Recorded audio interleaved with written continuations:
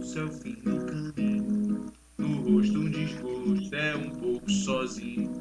É um estrepe, é um prego, é uma ponta, é um ponto, é um pingo pingando. É uma conta, é um conto, é um peixe, é um gesto, é uma prata brilhando, é a luz da manhã, é o tijolo chegando, é além, é o dia, é o fim da picada, garrafa de cano, estilhaço na estrada, é o projeto da casa, é o corpo na cama, é o carro enguiçado, é a lama, é a lama, é um passo, é uma ponte, é um sapo, é uma rã, é um resto de mato na luz da manhã, são as águas de março fechando o verão, é promessa de vida no teu coração.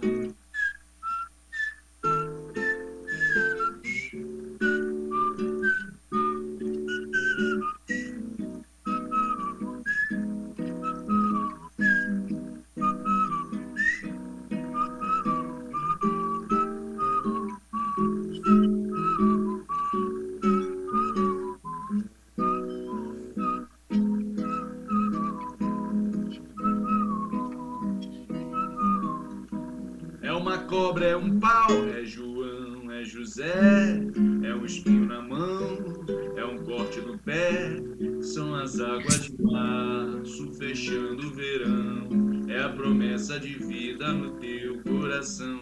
É pau, é pedra, é o fim do caminho, é um resto de dor, é um pouco sozinho, é um passo, é uma ponte, é um sapo, é uma rã, é um belo horizonte, é uma febre terçã, são as águas de março fechando o verão, é a promessa de vida no teu coração. Pau, pedra, inho, resto, oco, inho, água, hidro, vida, ol, noite, horte, aço, sol, são as águas de março fechando o verão, é a promessa de vida no teu coração. Pá, parará, pá, parará, pá, parará, pá, pá, pá, parará, pá, parará, pá, pá, parará, pá, parará, pá, pá, parará, pá.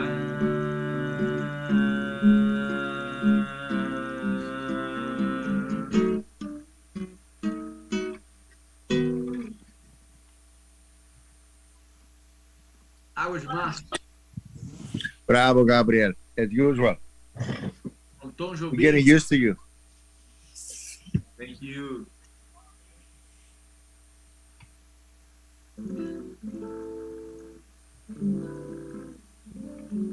Now the girl from Ipanema, but in a different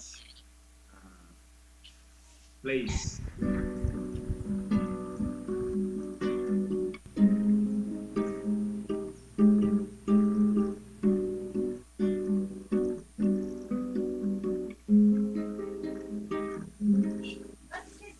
Grande manse, belle douce et la fille d'Ipanema s'est poussée sur les rivages et toute la plage est faite rare.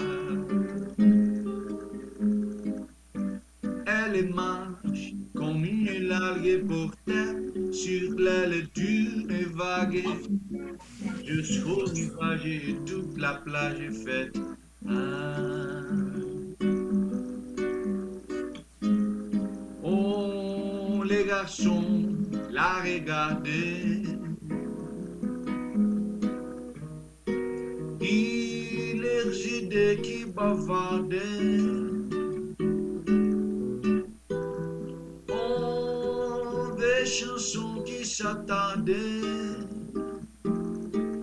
sur l'écorce de la fille aux yeux clairs. Mais elle et les voix qu'elle amène. Dimanche, belle douce, comme une voit la danse à coucher. Il ne voit qu'elle, mais elle voit que la mer, mais voit que la mer, mais elle voit que la mer.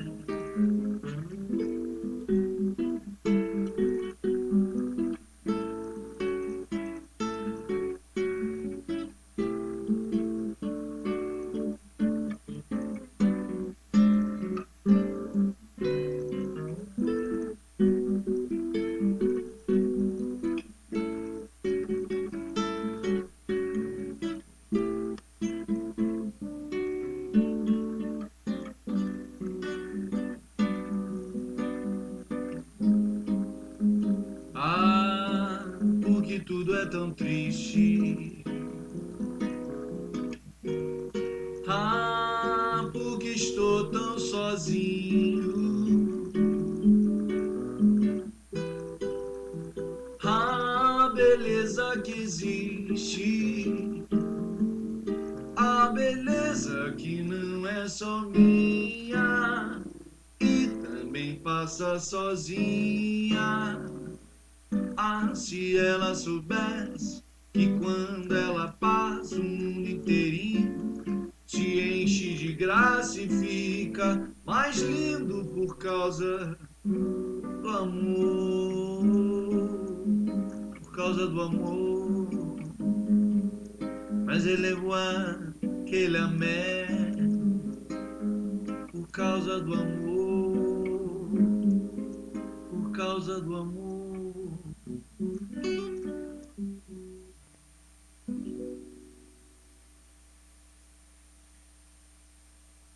La fille du Panama. Now I will take another one, a special song that I hope you like, but I need some help for my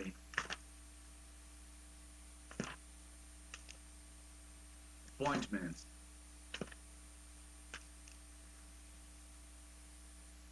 Okay. Your music is really good. Yes, it's good. Very good. Very good.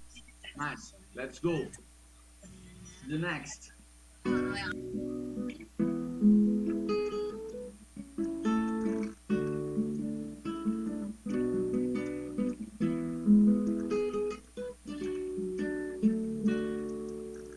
We're talking away, and I don't know what I'm to say. You say it anyway. Today's not a day to find you shying away. I've been coming for your love, okay? Take on me. Take me on, and I'll be gone in a day or two.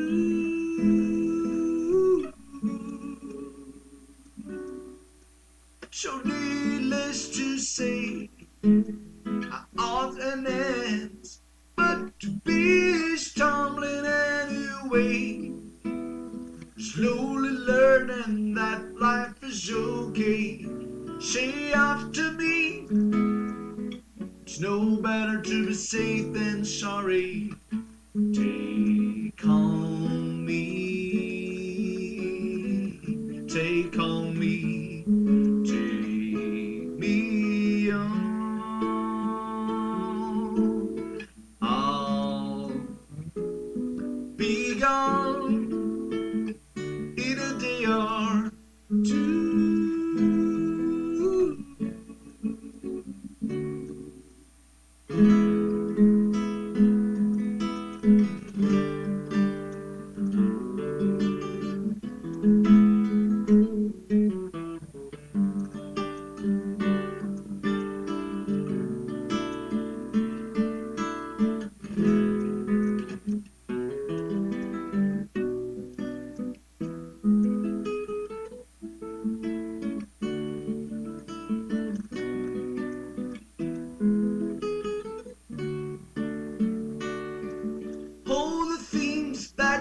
say, is it life or just to play my worries away? You're all the things I've got to remember. You're shying away. I'll be coming for you anyway. Take on me, take on me, take me on, and I'll be gone in a day or two.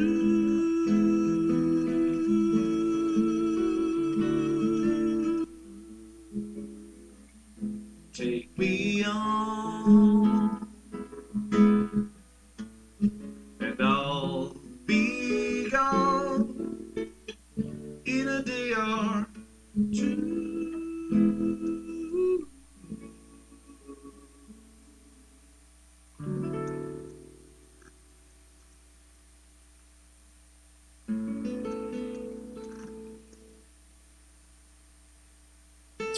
What about that very Brazilian music that you have? Very Brazilian, Yeah.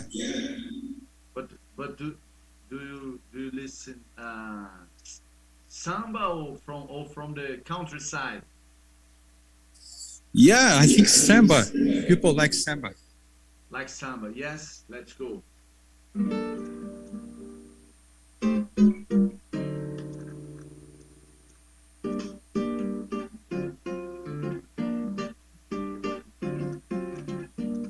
Oh, ariaio, opa, opa, opa.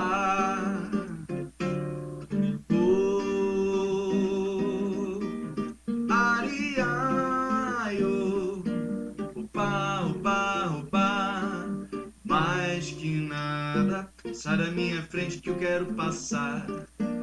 O samba está animado e o que eu quero é sambar. Esse samba que é misto de maracatu, samba de preto velho, samba de preto tu. Mais que nada, um samba como esse tão legal, você não vai querer que eu chegue no final. Oh, ai, ai, oh, pá, pá, pá. Oh, oh, ai, ai, oh, pá, pá, pá. Chove chuva, chove sem parar.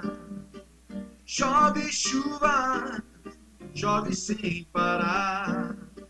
Pois eu vou fazer uma prece pra Deus nosso Senhor, pra chuva parar de molhar o meu divino amor. Que ele é muito lindo, é mais que o infinito, puro, inocente, tão belo como a flor. Por favor, chuva ruim, não molhe mais o meu amor assim. Por favor, chuva ruim, não molhe mais o meu amor. Chove chuva, chove sem parar.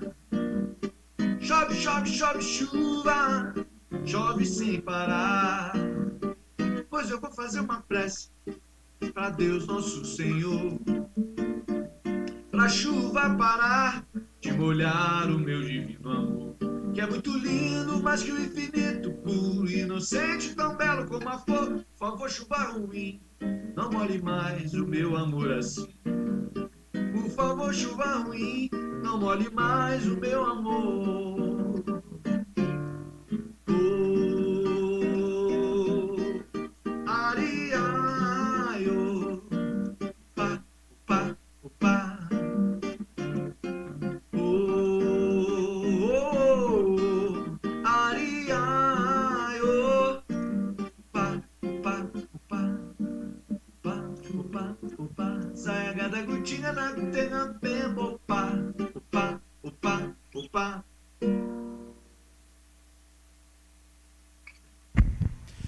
This is cool music. very interesting, and your sound is pretty clear. Tell us again, Gabriel, about your history in the music field. When did you start? And we are having now, after you tell about your background, we are going to finish your music, welcoming Dr. Peter Kaiser, who just came in with a nice American music, okay? Okay. Okay. Thank you. Nice to see everyone. How are you, Dr. Peter Very Kaiser? good. Thank you. Everything all right? And we are live on YouTube as well, and people are gathering there, and some people here in the audience presentially. And we would like to introduce you, Gabriel. He's just gonna tell about his background in music. He's just refreshing. People are coming, and then he's gonna play some American music. Thanks for coming again, Dr. Peter Kaiser. It's a pleasure My for pleasure. us. Well, I'm from Rio. I'm born and I grew up in Rio de Janeiro. And I started with my family because my father is a musician also, and my sister. And so, and my cousin teach me some lessons from guitar when I was like 12, 13. And then I started to work with my father and my cousin and my sister, playing together in Rio de Janeiro. And I came from Brasilia in 2012, and I finished my college in music education here in Brasilia at the Federal University, and I studied in professional school here, Escola de Música de Brasília, School of Music. It's a public school. Yes, they have professionals course in the music area, and since I work with music education and also with performing with my guitar and singing.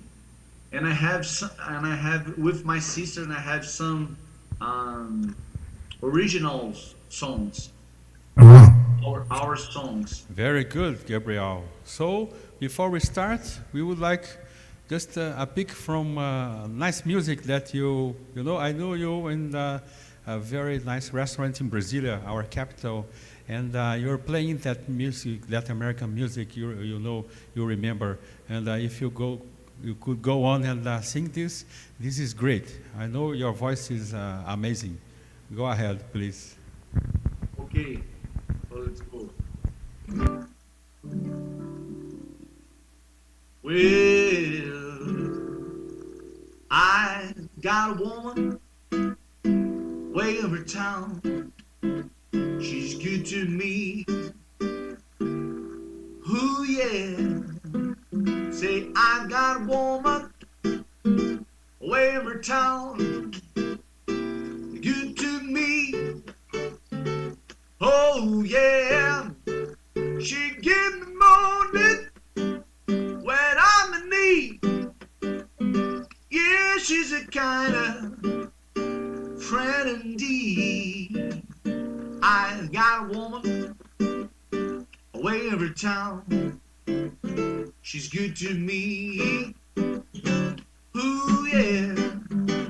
She said her loving early in the morning just for me.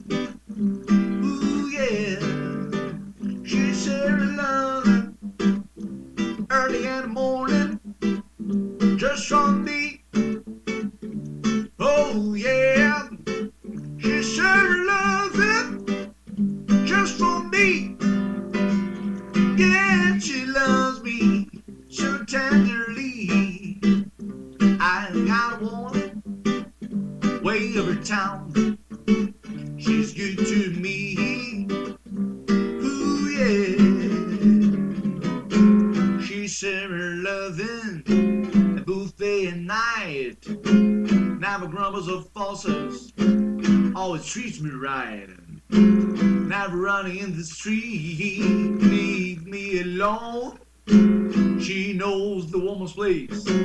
Where she wanna got a woman, yeah. Way over town, she's good to me. Yeah, I got a woman way over town. She's good to me. Oh yeah, but she's my baby. Don't you understand? Yeah, I heard of a man.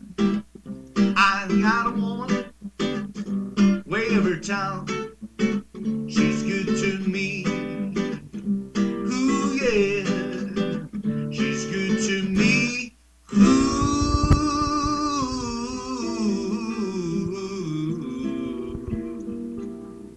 yeah. Thanks a lot, Gabriel. You were cool. Very good indeed. And so, since we are, reaching 9:02 a.m. right now here in Brazil, what time is it for you, Dr. Peter Kaiser? Let's see. It's 7 a.m. I am in Chicago.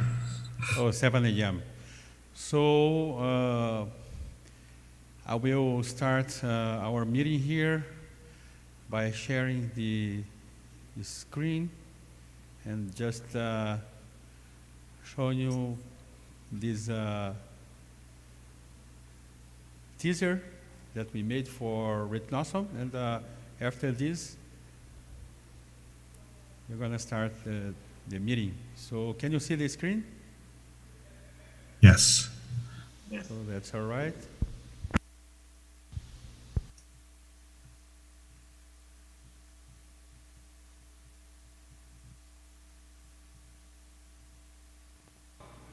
Sim.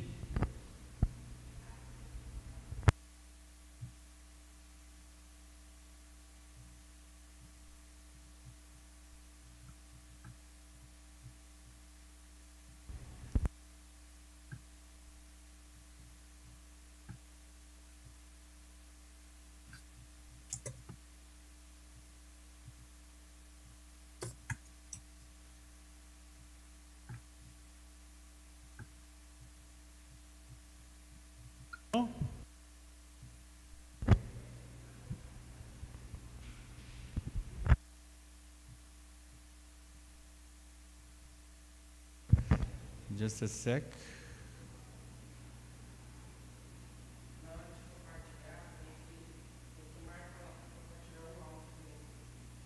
Não tem compartilhar áudio. Aqui, ó. Para o compartilhamento. Stop share. Screen share. Não, não é isso não. Screen share. Ué. Perfeito, era para estar saindo áudio. Será que é aqui?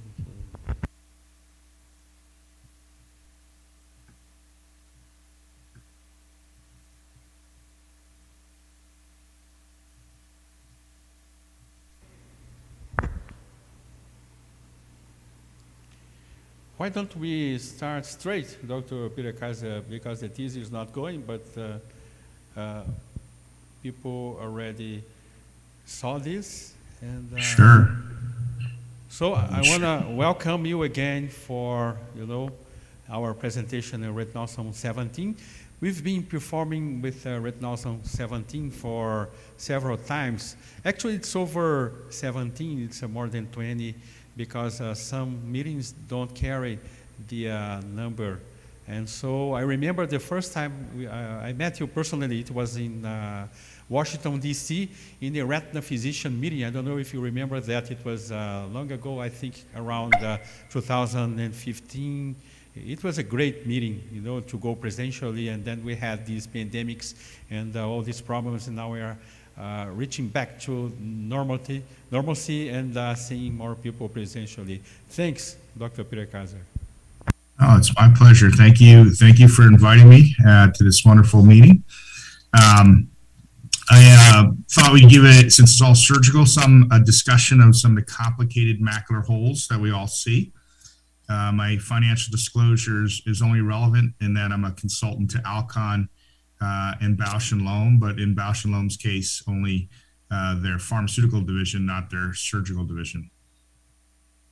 So we all know how to do macular holes, and the success rates of macular holes have become better and better over time. We're up in the higher than 95% rate. In some years, we're up around 100%, especially using some of the techniques we do currently. But what I'm talking about today is these complicated macular holes, and I really just put them into three different categories: large holes, large and chronic holes, recurrent holes, so holes where the surgery wasn't successful, and finally macular holes and very high myopes. These are all much more difficult. You have to use different techniques to close these holes. So the first are large holes. So large holes, by definition, more than 400 microns in smallest width, not greatest width, it's smallest width. As in this case here, this is 516 microns at the smallest width or aperture of the macular hole. And if you look at studies, holes that are larger than 400 microns, the success rate is significantly different than those that are smaller than 400 microns. It's a study we did at the Cleveland Clinic where the closure rate was only 75% in these larger holes. Now, this is an older study. We need to actually redo this study with some of the newer techniques, but there was at the time a significant difference in closure rates based on hole size. So really, what has come to fix these large holes? Well, the key sort of trick is the ILM flap, and this was described a few years back, but the way I do an ILM flap may be a little different than it was first described. So first of all, I like to have the ILM flap temporally. So I like to make the edges so it's temporal. And the reason for that is when you do an air fluid exchange with a temporal flap, just the physics of the fluid coming across the hole pulls the ILM flap over the hole. So you don't need to actually do any manipulation of the flap. It just covers the hole after you go to air. I don't do some of the things that I've seen videos of where people stuff the ILM flap into the hole or do it from all the different sides, temporal, nasal, superior, inferior, and just like cover the hole like they call it like a rose petal. I don't agree with that. The whole goal of the ILM flap is to give you a scaffolding to cover the hole, as shown in this video that Carl O made, to allow the edges to reapproximate, so that you do not need to stuff it in. And in fact, if you stuff it in, you're making almost like a plug to help to prevent the hole from closing. So in Carl's case here, he covers the hole. I would have peeled the edges to make it more of a sort of like a pie shaped from the hole. And the other thing he didn't do, which I do in this video, is I peel all the other ILM edges also. So in this video, he only peeled the flap. I personally peel the flap as shown here and very nicely covering the hole. But I also peel the ILM on all the other sides. I don't leave it like Carl did in this video. But I like the schematics. So that's why I use this video. Using this ILM flap technique, the hole closure rates have dramatically increased in historically as well as in the published literature. And so it's coming close to sort of what we get with smaller holes in terms of closure rates. And it also works very well, obviously, for myopic holes, which we'll cover in a moment. But this is a very good technique. Some people have advocated, especially in cases of previous surgery, using a free flap. The problem with the free flap is it moves too much, and so it's difficult to prevent it from moving when you go to air. Some people advocate leaving PFO in the eye to do that. I don't agree with that. Not in a macular hole case. And I think some of the other techniques that I'll show you are actually better. As I mentioned, I don't like the idea of stuffing the ILM into the hole. It's sort of like when we used to use autologous serum in the past. That would cause a glial plug and prevent the hole from closing. You want that whole area to close nicely. But here's a case of an ILM flap. It was done under PFO. And obviously, you can see the ILM had been peeled previously. This is a recurrent hole. But for me, I like to use a different technique, which we'll talk about in a moment. But the goal here is, as you can see, is they're just stuffing the ILM into the hole. And as I mentioned, I'm not a big fan of this technique. I use a very different technique than this. I think this leads to too many, anatomically it looks good, but from a visual standpoint, it doesn't work. So the other sort of way to treat a very large macular hole, and when I say very large, these are more than 1,000 microns or very chronic, is a technique that was developed by Tamer, which is a full thickness retinal patch graft. And some of the tips to doing this are, first of all, you need to use small gauge, but you need to use valve cannulas because it's very important to really control the flow while you're doing this. You don't want high flow states. It's really absolutely necessary to make sure that all the ILM has been completely peeled so that you should use a stain to do that. Most people will use either a cautery or endolaser from the donor site. I personally use endolaser, and I do use cautery for large vessels in the donor site. In the video I'm going to show you, I did not inject BSS under the donor site, but since I started doing this now, I do use the 41 gauge cannula to subretinally elevate the donor site before I cut it. And then I put the PFO in later. I do use a vertical scissors to make the patch graft because I find that to be very precise to really make a nice circular area just slightly larger than the site that you're going into. So the donor should be just slightly larger. And I think the really important thing is this. Some people try to do this without PFO in the eye. You really need to do this with PFO covering the donor site. If you don't do this, the donor very difficult to peel and place into the chronic hole site. So just showing you, here's the case. I like to do it with a chandelier. You can see the chandelier there. Oops, what happened there? Let me get my picture back. There we go. So you can see the chandelier here. This was a high myope. You can see how long the eye is. So endolaser, the donor site, place in this case, this is an earlier case, placing the PFO. Here you can see the PFO being placed, and it's pretty full PFO. Then making the donor graft here using a vertical scissors, which makes it a lot easier. I find I've since changed to doing this part without the PFO in the eye because it's a little harder. But this particular portion where you're peeling the flap and placing it in a hole, that has to be done under PFO. So you can't do this without PFO, and then just kind of placing the graft in the donor site. So and then going to air. I personally like to use C3F8, but others have advocated leaving PFO in. And here you can see it afterwards, using silicone oil or gas. And I personally like gas. That's what I use myself. Here's just some examples. This is actually from a talk by Steve Charles.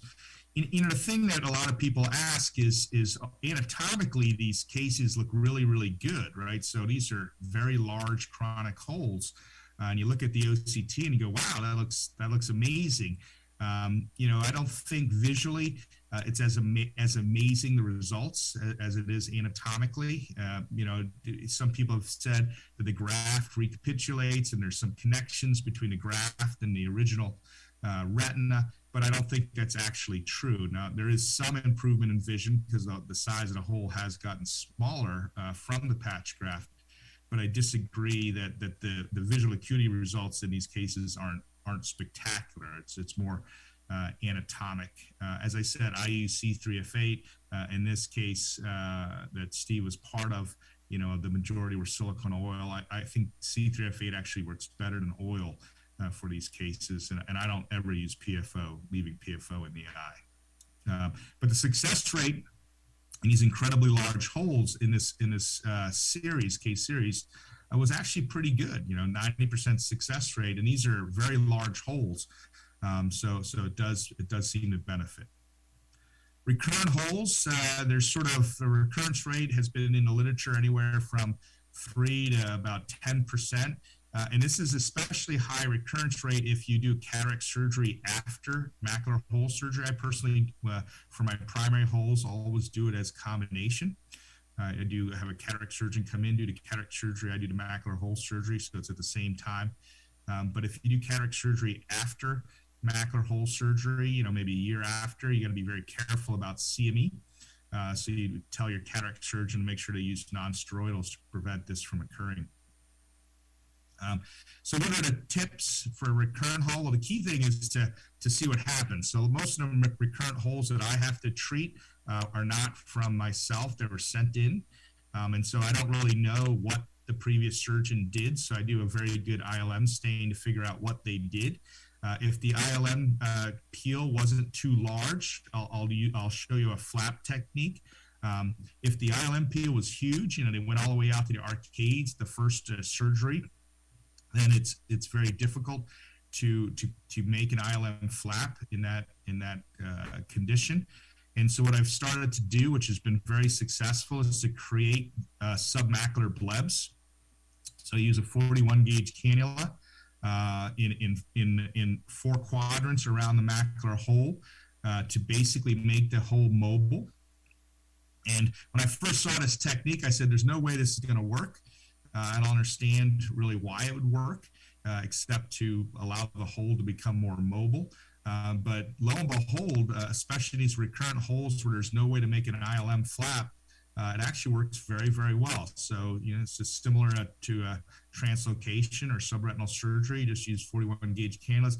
The reason you have to make 4 of them is because, as you're injecting fluid in one quadrant, and eventually it'll make it all the way to the hole and the fluid will just come out the hole. That's when you need to move to the next quadrant to start the next quadrant. You really want to kind of mobilize as much of the retina around the hole as possible. And because the fluid will tend to go towards the hole, you don't have to worry about making some large submacular detachment. It won't get that large. The other thing is if the ILM flap that was performed already wasn't very large, you can actually make another temporal ILM flap where the hinge isn't at the hole, the hinge is at the edge of where the ILM was peeled. The key feature of that is the distance between the hole to the edge of the ILM flap. You need to make the flap itself larger than that distance so that the flap covers both the previous ILM peel as well as the macular hole. And it's actually easier to do than it is to describe. You do need a good staining of this area, and the ILM is thin in this area, so it is a little difficult, but it actually works very nicely. And if it doesn't work, then just go ahead and use the subretinal bleb technique also, or in some cases I use both, either one. High myops is the other difficult one because of posterior staphyloma. Very thin and RPE atrophy, thin choroid, very RPE atrophy makes it difficult to oftentimes see. Need a good stain. And in very high myops, it's sometimes hard to even do the peel because you can't actually reach the retina. One of the tips and tricks I use for that is you just take the cannula out. because if you take the cannula out, you get an extra 2.5 millimeters of play to actually get into onto the retinal surface. But these are the cases I'm talking about. Patients with a high myope, they may have a foveal detachment associated with it. And in this case, the idea is to produce a macular buckle. You need to do something to push the posterior staphyloma up to help close that hole and close that little foveal detachment. So one of these techniques that I developed about 15 years ago was to use a sort of temporary macular buckle by injecting a viscoelastic behind the eye, right underneath the macula. I did this originally under intraop OCT guidance, but I find that you really don't need to do that anymore.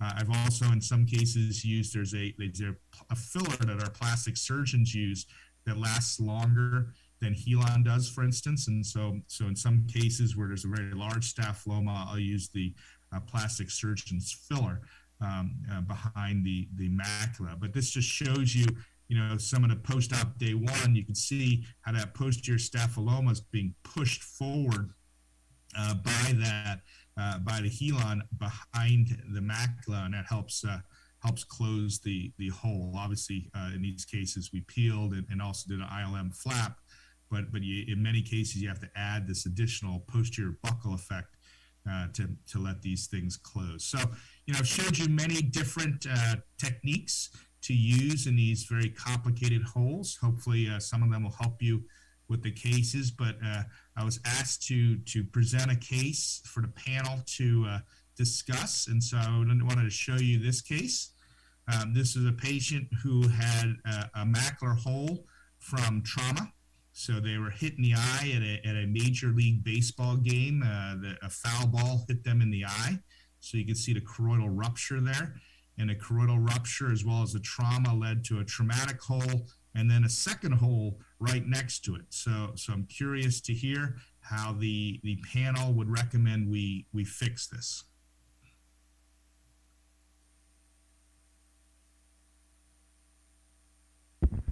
Wow, this is a double macular hole. It's pretty interesting.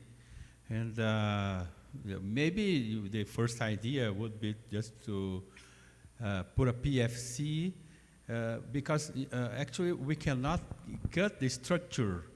And maybe after trimming the internal, all the attachments over the hole and then leaving that central area intact, if you go peeling from peripheral to central, and then I think if you get to remove the ILM, I think both sides could close because actually the right side is half closed.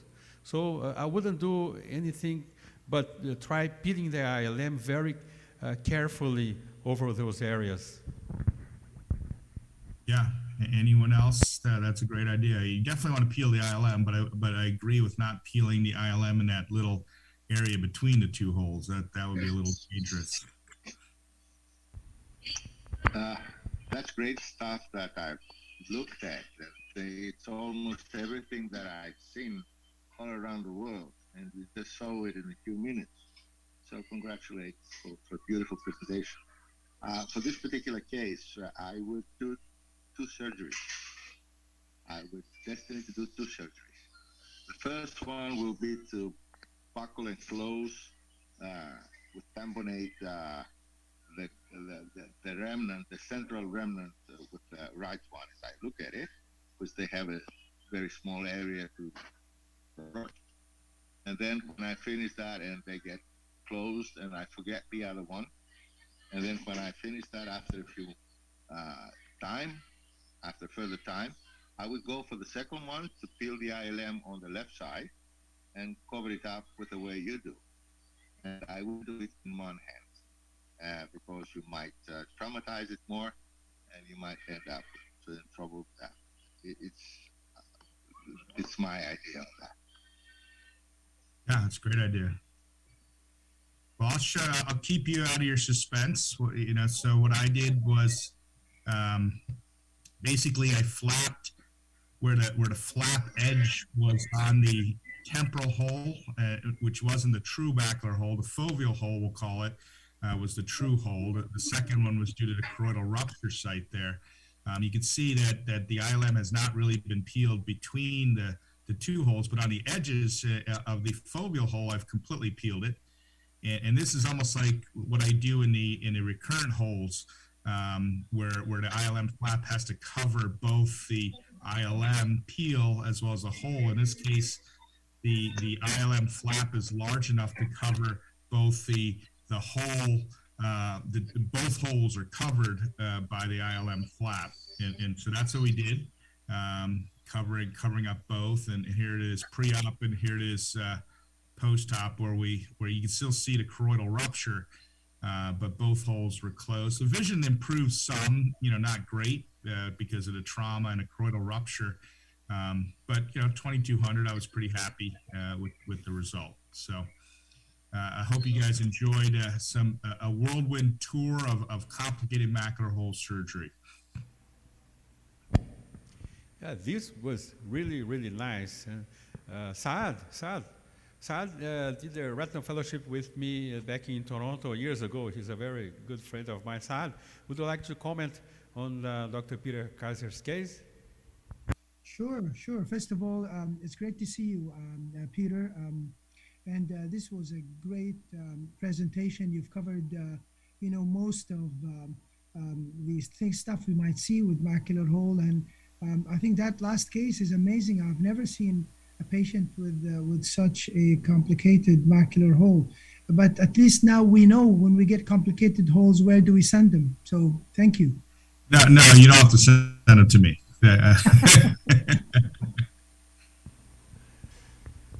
And Mohammed, I've seen nice cases from you and in many media sources like Instagram, and I know you are very familiar with MAC holes. And could you comment on those cases? First of all, it's a great honor for me to be among all of these professors. Thanks, Dr. Peter, for your great presentation. For me, I will deal with such a cases as a two double macular hole. Every single hole, I will cover it by a different modalities. Like if I have the main hole of the main foveal hole, I will cover with a nasal ILM flap, and the temporal hole, I will cover it with temporal flap. If I succeeded for this, I will do this. If I fail, I cover one of them with any patch of flap surgery or patch surgery. Like if I succeed for the main hole with the ILM flap, it's okay. The temporal one, I can get a retinal graft. So I deal with two different holes as two different cases, like we have two holes. So intraoperatively, so we will see if we succeed for ILM flap, go ahead. If we will not succeed, we will research for any flap. Any material cover this hole, both of them. Yeah. So it's a great case, by the way. First, for me to see this large double hole in the same case. Sasamoto, Marcelo, my friend, and a nice case. Thank you. And I would like to comment. How is the time in Bolivia? Everything is all right in Santa Cruz? Everything is all right. Yes, there's no conflict at the moment, so we are pretty in peace. Congratulations, Dr. Kaiser, for your case. One of my questions is, did you think of performing some relaxing incisions around the macula is another option to close? I don't know if you had experience to made it. Also in high myopes, you perform sometimes relaxing incisions. So what's your experience about that? Yes, I like using relaxing incisions, especially in recurrent holes and chronic holes. And by relaxing incisions, I mean just make some sort of nicks in the edges of the hole, just in case there's like an annulus, a ring of scar tissue around some of these chronic holes. So by just cutting the edges, you can break up that ring to help the hole close. In this case, it wasn't actually that old. The hole, it was more traumatic. Even though the choroidal rupture looked relatively old, we probably operated only about a month or so after the trauma had occurred. So in this case, I just did the ILM peel, and I did a very big and a very aggressive ILM peel, as you saw. But I did not nick the edges. But I think that's a good idea, especially in chronic holes. So I do use that technique. And again, none of these techniques are mutually exclusive. You combine what you need to do to close these holes. And some eyes you have. It's sort of like I tell my fellows with diabetics. The eye gives you what it wants to use to. You just need to know the different techniques and decide which technique you're going to use on that particular hole, because not every hole all the techniques work. I like a lot doing the inverted ILM flap. Oftentimes, I use the PFC as a tool not to let the ILM escape, and sometimes that happens and you have to move it back again if you plan to do the stuffing technique. But when I peel from temporal to towards the hole, the ILM, you just insert it and you keep a stalk in the periphery, so it never comes out. And I like using the PFC, and it gets the ILM more stable. Some people don't like it, but when you get the ILM, the PFC weighs in on retina, and it keeps it stable there in case you just let it escape and you just get it back. It works pretty well. And what do you think about it? No, I agree. Like I showed you with Oswald's video, having the PFO definitely makes the movement of the flap much more controlled, and so because of that, it's easier. And I agree. In these recurrent holes, PFO can sometimes be very, very, very useful. I think one of the things like in Carlo's video, I don't make the ILM flap that way. I actually first make the edges, so I peel from the hole to the periphery. So I have edges, so it's sort of the edges are made, and then I peel that last part over the hole. And now because I have the edges already made, then I could peel all the way around the rest of the hole now. In Carl's case, he did not do that, and I disagree with that. I personally peeled the rest, so the only area that's not peeled is the temporal area where the flap is. I find that works actually better on these large holes. Okay. Natarajan, are you around? You want to comment on Dr. Peter Kaiser's cases? And if not, Vibhab, because I know you have another meeting going on, and you are going to present some related cases with concerning macular holes. Would you like to comment before you present your case? Yes, wonderful presentation, Dr. Kaiser. It was lovely to see the double hole case as well, and never seen that before. Just a question, when you do that retinal tissue transplantation, do you place the patch graft over the hole, or do you kind of tuck it inside the hole? And what is the technique if you're placing it over the hole so it stays there?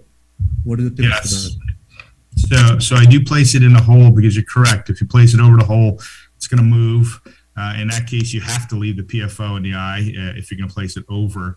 Otherwise, it will move. So that's why I make the donor just slightly larger than the hole, and that way the edges kind of go underneath the hole, and the edges hold the donor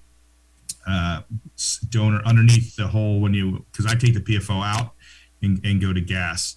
And obviously you want to do that incredibly slowly with a very, very low vacuum to avoid disrupting the donor. But yeah, so it's just slightly larger. It's not a lot larger. And you place it underneath the edges. Okay, Vibhab. And thank you again for all your comments, Dr. Peter Kaiser. We are always learning how to do the best thing for mac holes, especially those, the large macular holes. And what is your experience in amniotic membranes? Yes, I personally haven't used amniotic membranes. I've seen people use it. I think it works very well. The issue, of course, is sort of like an ILM free flap. It's making the amniotic membrane stay. You want it to stay over the hole. Again, I don't like stuffing things into holes. So because of that, you're just basically laying the amniotic membrane, and you need to use something to keep it there.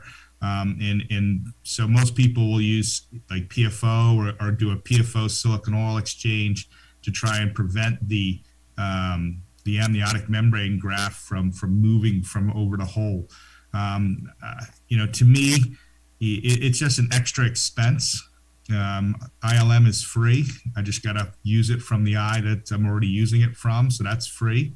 So in general, I don't use the amniotic membrane. I use ILM. All right, it gets free. And if we get, this is your subject, we all know that you are very keen at those studies, but if you think genetically thinking, if you want to align the RPE, the whole structure of the macular hole, do you think in the near future, or maybe longer, we could think of injecting something below the ILM, for example, and not just creating the scaffold for the hole to get closed, but the whole structure to align, such as the RPE gets everything aligned? Do you think there is anything thinking about this regeneration in the near future?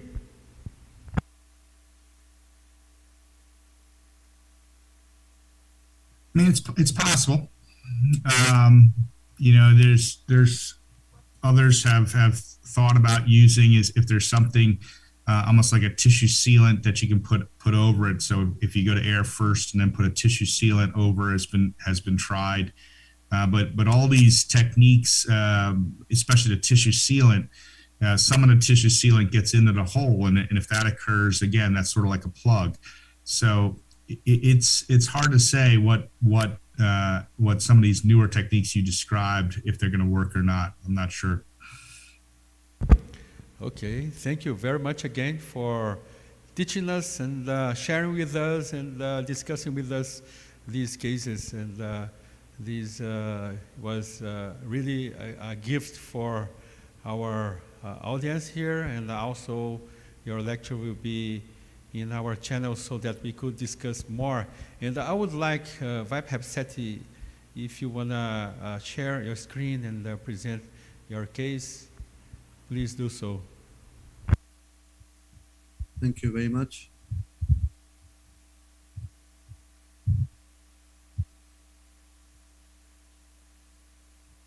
Can you see my screen? Yeah, it's pretty clear. So I'll be presenting a short, interesting case, a problem that I encountered intraoperatively. This was a young patient, uncontrolled diabetic who came with vitreous hemorrhage, and this is how the surgery went on. So he had a clear lens. So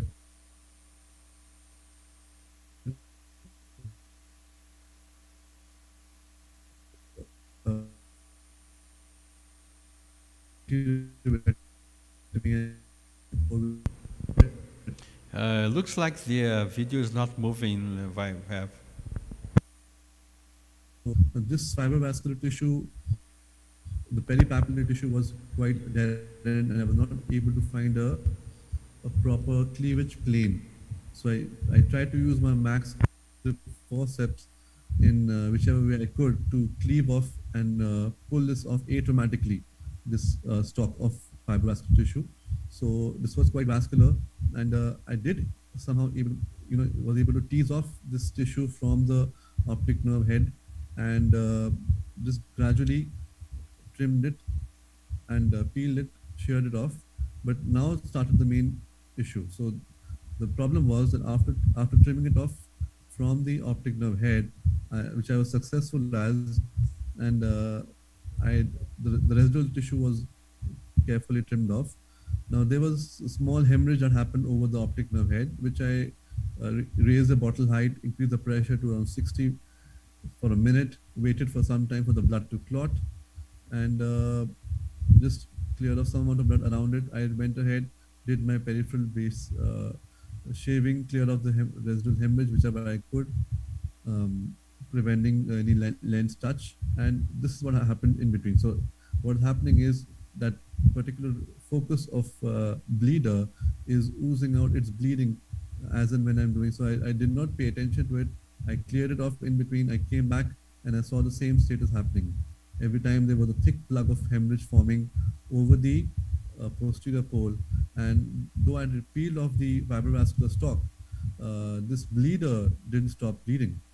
This just kept on bleeding again and again. Even after raising the pressure for as long as possible, I could not raise it further on. So what I did was I went into air. I trimmed off the clot over the optic nerve head, and I left a small clot there in itself. So post-operatively, the patient had a vitreous hemorrhage that happened initially, and I've been following up the patient since past 2 or 3 months, I would say, and gradually the hemorrhage has cleared off from the center, giving good visual recovery, and it's now settling down. So my question to the panel would be, how would they have tackled this problem differently, intraoperatively? Thank you.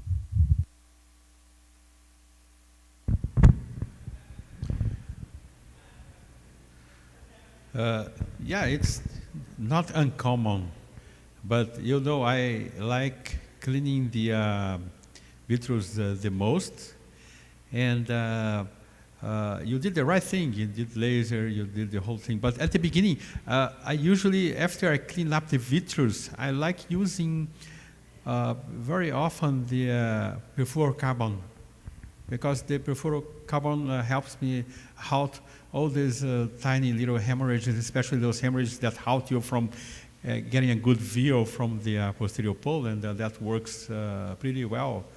But the case was pretty well conducted. Would you do anything different, Saad?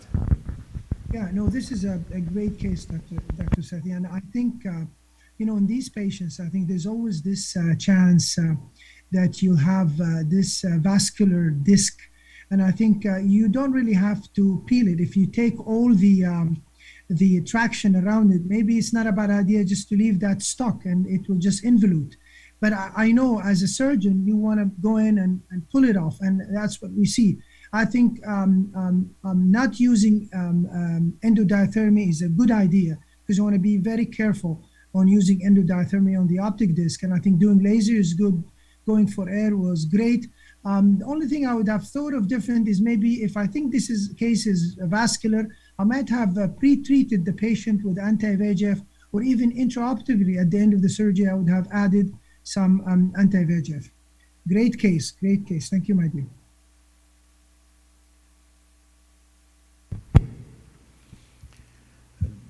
Yeah, that's cool. And Mohammed, would you like to present your case?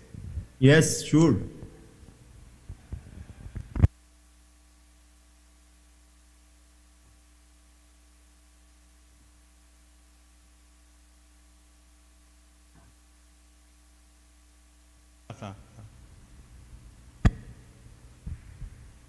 So what meeting you have now, Webhab? You're leaving for, you said you are too busy with preparing those lectures all over, such as us. And where are you heading? It's not a meeting. I go for a family function. So you can see my screen now? Yeah, it's pretty clear. Yeah. Yes, You use perfect. this Ingenuity always, or Yes. just sometimes? No, it's 100% of my cases I work in Ingenuity, either tracho, vitrectomy, anything. This is the standard now for me since 1 year and a half. So I will present this case of complicated retina detachment for a young boy, 15 years old, with complicated cataract. I removed the cataract and starting the vitrectomy by this view of a bullous retina detachment with subretinal bands. In such cases, I usually fail to inject a Kinacort to attack the posterior hyaloid. So instead I put the BFC and injecting the triple blue and starting attacking the ILM and the posterior hyaloid at the same time, removing the posterior hyaloid under the PFO to keeping the posterior pool flat. under the BFC, you can attack also the stereohyaloid stained by brilliant blue or tip blue, and extending the ILM peeling as much as I can, remove the BFO to attacking the subretinal band. I decided to attack this band by small retinotomies, either large retinectomies to remove to working subretinally. So I just do a small retinotomies, going for the lower band, relieving this band by assisting the left hand for the retina to get it free. When I feel that I just cut it, I leave it the rest of the membrane. Go for the other one, also the small retinotomies over the membrane, relieve the upper one. And I feel that I may go for the other membrane to release it completely. But as you can see, I feel that when I cut the membrane, so leave it alone. So the retina now become more mobile. And I feel that we can go shifting for air to flatten the retina through the posterior retinotomies that I did. But actually, when I dried the macula, I feel that the retina is totally detached with the air. And now the retina is closed by pull-less detachment, and all the air is coming under the retina. At that time, I feel that what's the cause of this point, why the air is going under the retina. So we have one reason: the retina is shortening and the retina is tracted. So I just do a small retinotomy in the anterior retina, trying to remove the air in the subretinal space. And from that point of retinotomies, I feel that so we can remove the rest of the membrane being on the anterior retina, subretinal anteriorly from this membrane. But actually, when I remove this membrane, I feel that the retina is antero-posterior tracted. I don't know what's happening for that shortening, and the air is coming under the retina. But by the indentation, I feel that the retina is incarcerated at the area of infusion.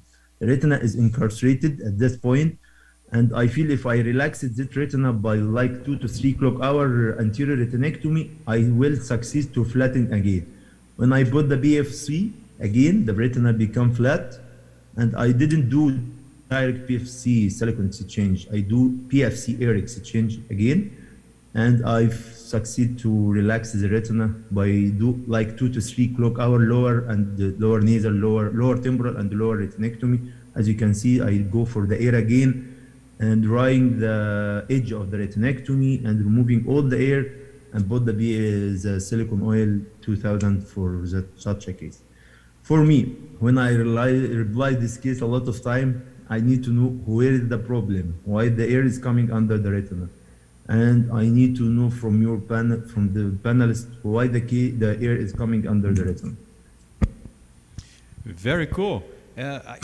Actually, you have to find the reason why, and I was just concerned why did that air came into the subretinally like that, and I think you managed it very well, because I would probably do a small retinotomy as you did to search for reason, or if there were anything inside, or even I could start with more PFO. So I would squirt the air out of the retinotomy. But the best thing was to find, as you found, this place where there was this incarceration. And when you found the incarceration, you relieved it, you did not need to do too much of a retinotomy. So you did economic retinotomy, and that was cool. Even though the retina was short, you could manage it very well with PFO later, and attaching the retina with a very good-looking retina. And VibeHab, what do you think? This is a great case, no? Very good, and the imaging as well. Very nicely done, and I think you recovered very well. It was a tough situation. Also, maybe the young patient had a dialysis, it's possible, and the infusion somehow during the surgery would have directed the air underneath the retina. That could have been because the primary cause of detachment, was because it's so bullous, we could not see the primary break, and that lies the That could have been the real reason why there would have been sudden gush of air, because air would have just lifted up the retina and caused the subretinal detachment, which happened in this case. But very well managed. And then there was incarceration at the infusion port. So I full marks. totally agree with you, Vahab, because I think it's the only acceptable reasons for me. Because if it is a retinal shortening from the start, why it's become bullous detachment from the start? And also, when I remove the subretinal bands, I feel that the movement of the retina is a little bit free. So I didn't feel that it is shortening. I think it's what the original part of the etiology of detachment is some sort of retinal dialysis at that point, which are closed already by the PVR or something like this, and the air is coming, and the infusion canal is coming behind the retina. I think it's an acceptable point of view to put it in the state. In general, as usually, you showed us a very beautiful cases and a very difficult one, and you always show us a problem, how you solve it. But in general, the physics of the fluids and silicone oil and perfluorocarbon and air is that the surface tension of every bubble you put in the eye, if it's increasingly more than the surface tension of a hole at the level of the retina, then everything is going to go behind. So it's a physical problem that always you have to counter the surface tension of the tear according to the surface tension of the injectable, whatever you're using. The problem here is that how to calculate that. And that's what you did beautifully. You just remove all the traction from everywhere. So if there's no traction at the tear, that's why you see sometimes with perfluorocarbon, you go through the retina and you go up as far as the tear, and you go above the tear, and perfluorocarbon doesn't get in. But in other cases, when you go exactly at the tear, then perfluorocarbon goes behind the tear. So the difference is the surface tension of the tear.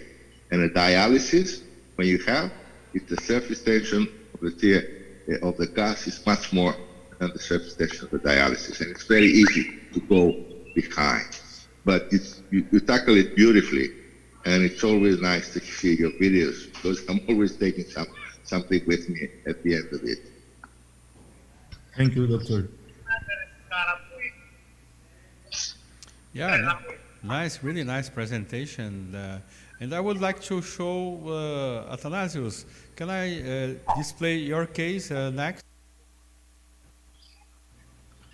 Yes, because I don't have my laptop with me anymore.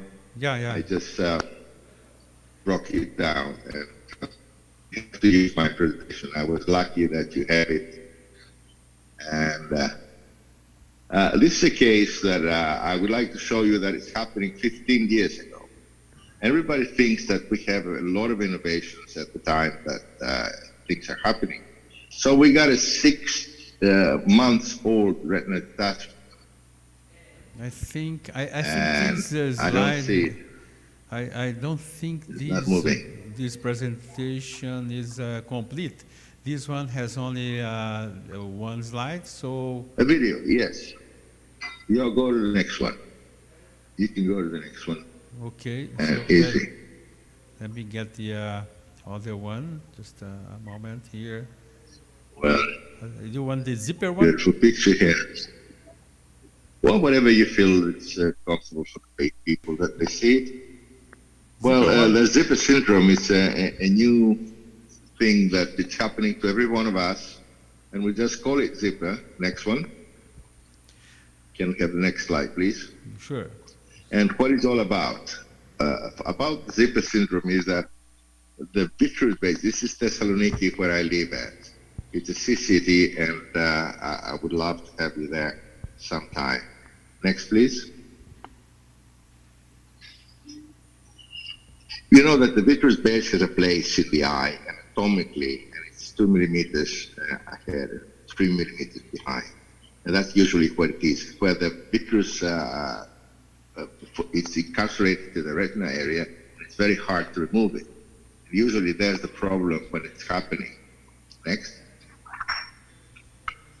But sometimes there's an irregular posterior vitreous base, which goes even behind 6 or 7 millimeters. It's almost near the equator. Can I have the next slide, please? And this is important because this that is sitting next to the equator, that means that when there's a traction there, you have multiple tears happening, and at the same meridian, one after the other, and that, it doesn't have to be. And average distance is 7.6, and you have a very difficult task in order to buckle them all together and to remove all the traction. Next.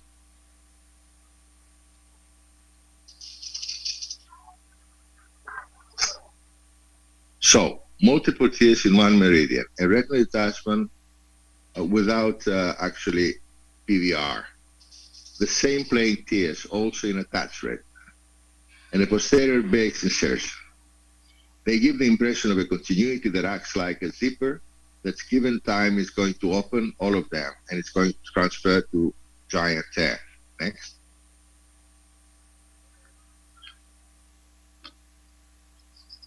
Consideration. Vitreous saving must be difficult because you have to save every tear completely. And traction should be removed from all tears, but traction at the vitreous base is very difficult to tackle. So you have a very high redetachment rate, and you have to close all the tears. Next. As you can see in this short video, we have a simple retinal detachment. Can you just start the video if it's playable? I don't know if it's going to start on your side.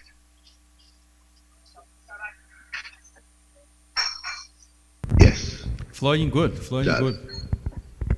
Showing good, okay. And you start like vitrectomy, and then you find that there are multiple tears, even in A-touch retina. And then this is the important issue of this video. When you go at the vitreous base, near the vitreous base, at the periphery, to remove all the cortical vitreous in order to inject some fluid gas inside, then you're going to see there's a band actually that is at the inferior part of the vitreous base. You can see, and it's uncuttable.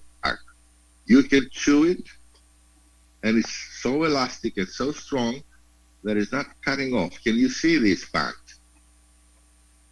That is, this is a posterior attachment, beautifully shown in the video. I never had it before, so obviously that it goes all over 360 degrees around the eye, and it's very difficult to remove. Here you can see it even more nicely. I don't know if we can distinguish it completely. So what to do in these cases when you find a case like that? And this is where we tell you that whenever we had this case, we have few cases like that, we used to do dual surgery. That means we use a buccal surgery and a vitrectomy. So they are all the same. Next one, please. The next video. The next slide, please. So the treatment is, if recognized, a simple primary vitrectomy is not enough because we have a higher rate of detachment. 360 laser, another 360 buccal indication, and citriafate. This is, we notice something different in a difficult case that it doesn't show it's going to be difficult when you start with a simple retinal detachment. Next.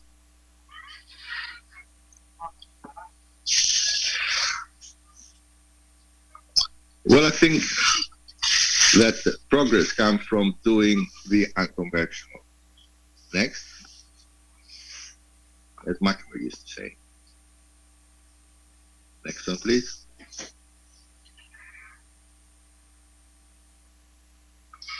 And this is my friend, my late friend, Cesare Follini, which dedicated the whole school that we did together in accordance with Retinawesomes this year.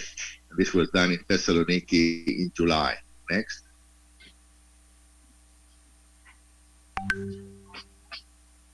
So it's called Thessaloniki Vitreoretinal Summer School. And you can see here people that with ingenuities to train on exchanging lenses, with Carlevale in the middle showing how to put a Carlevale lens. And everybody's looking at him next.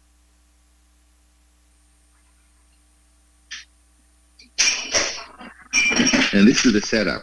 So moving and showing technology that is talking about everybody, like they don't have access to do a true wet lab, where actually everybody is doing and using the latest innovations of ingenuity. Next. In an environment that you wouldn't have access otherwise, because everybody cannot have an access. The next one is going to happen together with Retinawesome's on 2023, July 3 to 7. And the last one was just a few minutes ago. And this is the setup, actually, you can see with the biome and the bionico eyes, that you can actually represent a true-to-life wet lab where we can train people that they would like to do retina with the latest technology techniques. Next one, please.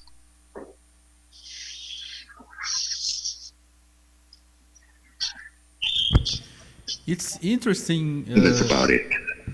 Athanasios, when you showed the posterior edge of the retina, it was pretty flat. And for me, that was, enough for the surgery. I would do laser around the edges and maybe an air fluid exchange with gas, since it was not, the retina was attached. So would you do that, or just leave the air and go for another buccal, as you mentioned? Because the case was so cool. I saw the edges of the retina, everything was attached. And so I remember this case, because you are talking about the zipper syndrome. I remember that Sasamoto already showed some cases of zipper syndrome. And how did you manage this case and other cases when you have that edge so flat on the retina? What else could you do different if you don't have many holes? Well, the thing is, when you finally understand that there is a posterior base that is implicated with the retina tears, when you have the retina tears one after the other, and you see the posterior base, that it's almost unremovable and uncuttable. Also in the flat retina, we have, as we said before, twice as much redetachment rate if we did this just flattening 2 or 3 tears and put some air than we would have if we put also behind a buckle, a 363 millimeter sponge buckle. Because you need to support this traction, because this traction is going to continue. And it's going to continue even at the area of the tears that already is not removed. And that's the issue of the posterior vitreous base. You don't go so far ahead when you have a normal detachment and you have equatorial tears. Here, the equatorial tears are connected with posterior vitreous base. And that's the most important issue that I want to present. If you just put a 3 millimeter buckle, and if you'd like to do a vitrectomy, it will do much better at the end, and you're not going to have secondary surprises. And if you saw that during your surgery, then could you place just a 240 band, for example, after vitrectomy? So let me move back to the microscope. Let's just put a 240 band, and you think that could solve well, create indentation, support yes, the because edges? you have just everything in one meridian. If you just point out which meridian is that, 6 millimeters, 7 millimeters meridian, you just put a buckle at this area, 6 millimeters around the eye, and that's about enough. Because you contradicted the traction that is going to be there at the end of the operation. You cannot, that's the point, the whole issue. You cannot remove the traction from the equator completely. There's no way. You show that the vitreous, the cutter was hanging on this traction and it was chewing that like a gum without being able to cut it. And it's a very strong vitrectomy machine we've got, 10,000 cuts per minute, and it could cut it. All right, beautiful, beautiful case and beautiful imaging as well. And would like to comment on this case, Sasamoto, or because you presented some zipper cases that I loved too in some of our Retinawesome meetings, I remember. Yes, sometimes I presented with a sponge, but usually I prefer now the silicone 240 for these cases.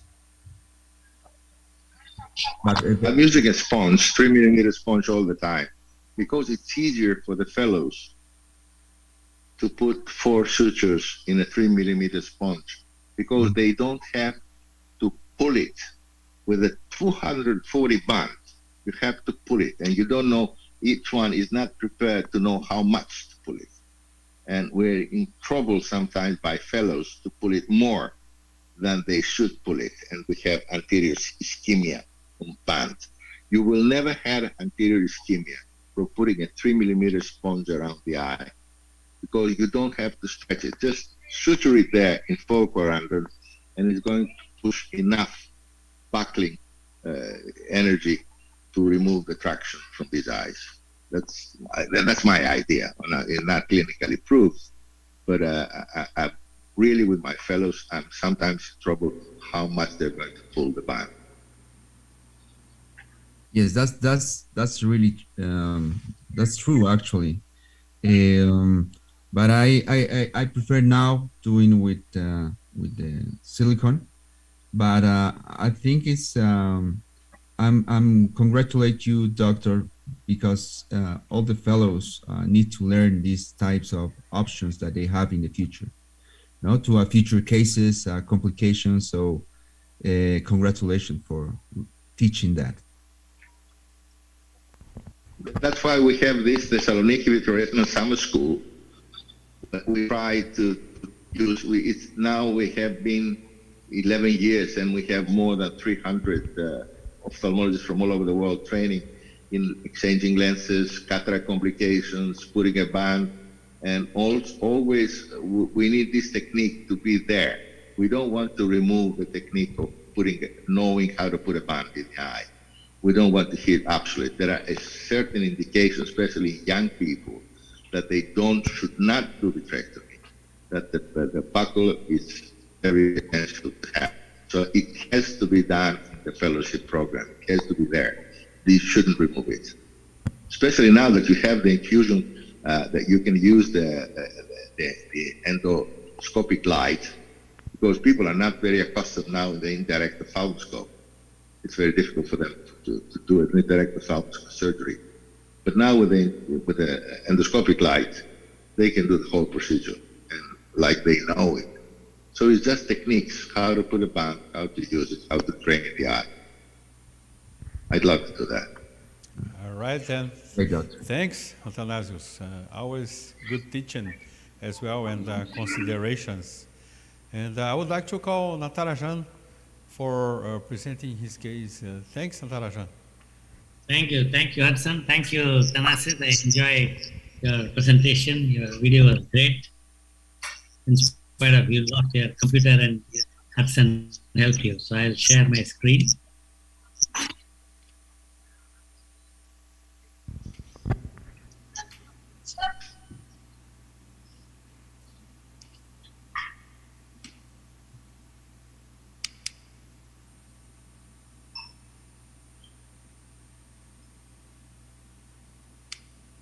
So it's a 3-month-old baby, and the one eye was totally normal, which I'm not able to explain, but I had a ROP in the other eye. So it's a 3-month baby, which I just operated last week, who came from Dubai with one eye ROP. So the child had a Lucentis injection on 9 June, and I had a ROP stage 3 with zone 1+. and right eye had anterior zone 2 and no ROP. So birth history was a cesarean section, 33 weeks premature, birth weight was 1.5 kg, in NICU for 28 days, and no consanguinity. Fundus examination showed a thickened hyaloid over the optic nerve head with peripapillary and macular TRD, and temporal peripheral avascular retina with elevated ridge over 6 clock hours, temporally having florid neovascularization, stage 4B ROP with a nasal retina normal. So we advised surgery. I did a 27 gauge vitrectomy.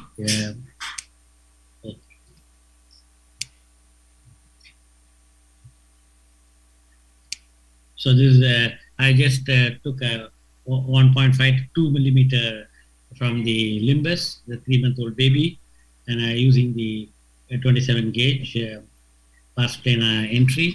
Fortunately, since the 4B, you can see the optic disc and the stretched macula, and there's a vitreous which is being pulling on the periphery of the avascular retina and the vascular retina at the time. So we planned a vitrectomy, and you will be seeing like a thick stick vitreous. So I used steroid to stain the vitreous. And I make sure that there was no PVD, so it took some time. Had a 10,000 cutting rate with a 27 gauge. It took some time to remove the vitreous gel, but I think patiently you have to do this. You can see the vascular part which was there was having a mild ooze, so I didn't increase the intraocular pressure. Intraocular pressure was kept at 20 all the time. I'm using the vitreous 27 gauge forceps to do the membrane peeling, and at one stage I realized that the membrane was quite thick, and you can see the vitreous which was attached was giving rise to some ooze. Still, I didn't use the increasing intraocular pressure. I didn't want the optic nerve to be compromised for even a few seconds. I managed it, and I used PFCL to press the retina, and then under the PFCL, I used the forceps to peel off the rest of the membranes, and also try to release the traction in the peripheral retina, and whatever ooze was there, I used the cutter to remove the blood. So after I released all the traction, removed the membrane, this is under the PFCL, using the catching the membranes and removing it. And the idea is to remove the membrane and then leave the folded retina as it is, so with time it should go back. So after the membranes have been removed the PFCL, I used the retinal brush and did a fluid air exchange, no gas, just left the air there and removed the pre-retinal hemorrhage which happened, and now injecting the eccentrics at conclusion. So I removed the 27 gauge, and that's a fundus picture which was taken while starting. You can see so we didn't have the red cap, so I used this to vitreous staining with and then the forceps to peel the membrane, just using the RTO 3D 850 and performing so that you can take photographs during the surgery. Thank you.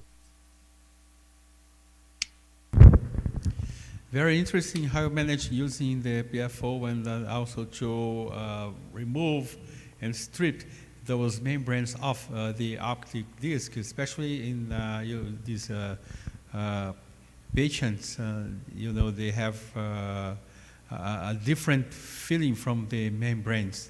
I think they are tougher. Saad, would like to comment on Natarajan's case? Yeah, sure. This great case. Good to see you, Nati.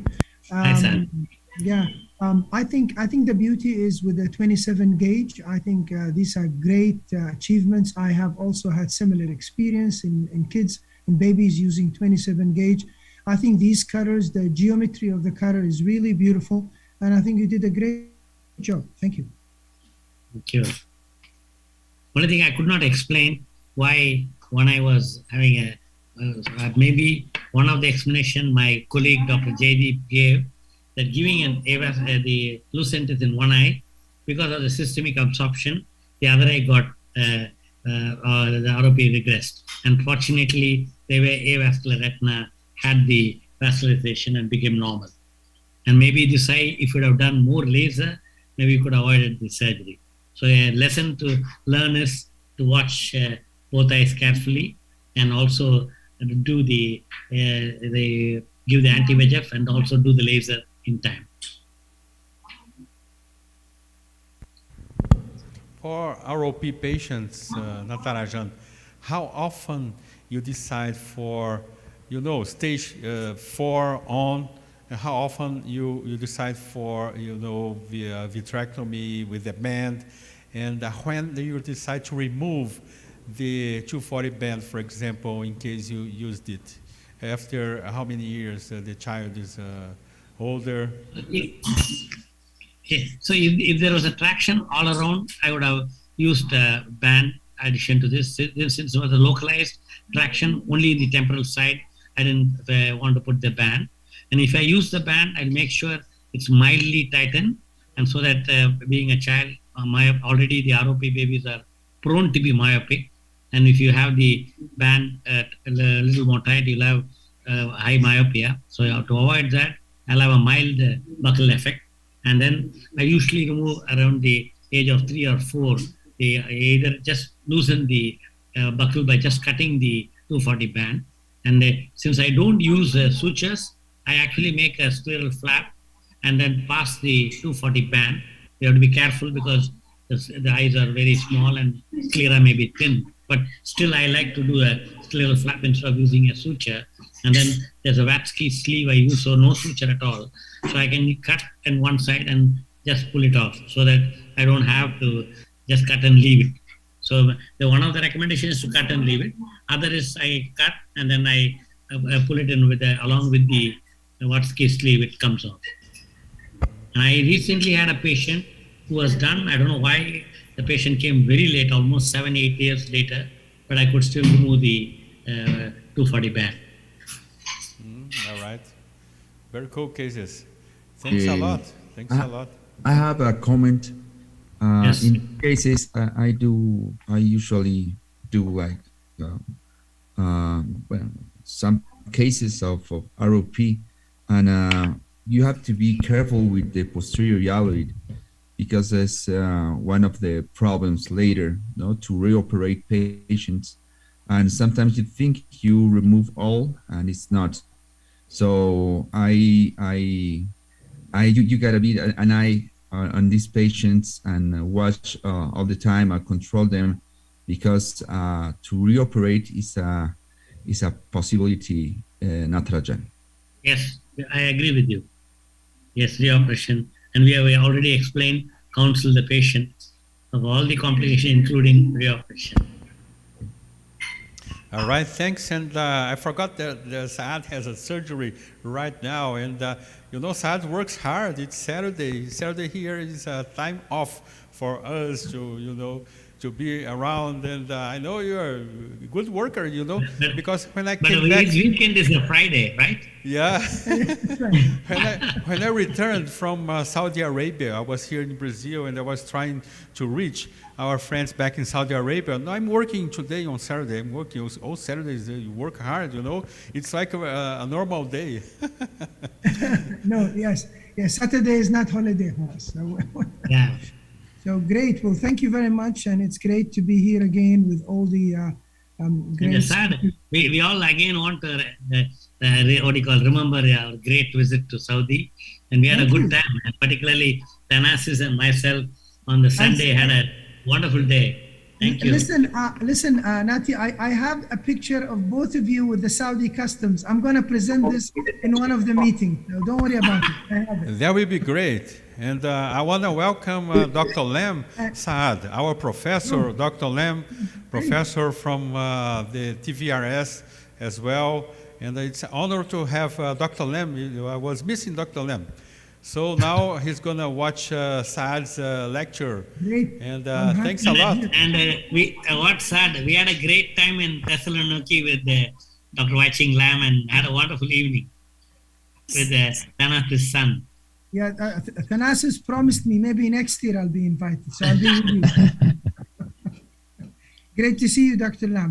So, Thank you. You Yeah. are already Looking forward to it. invited, sir. Thank you. Already Thank you, invited. Thank you, my dear.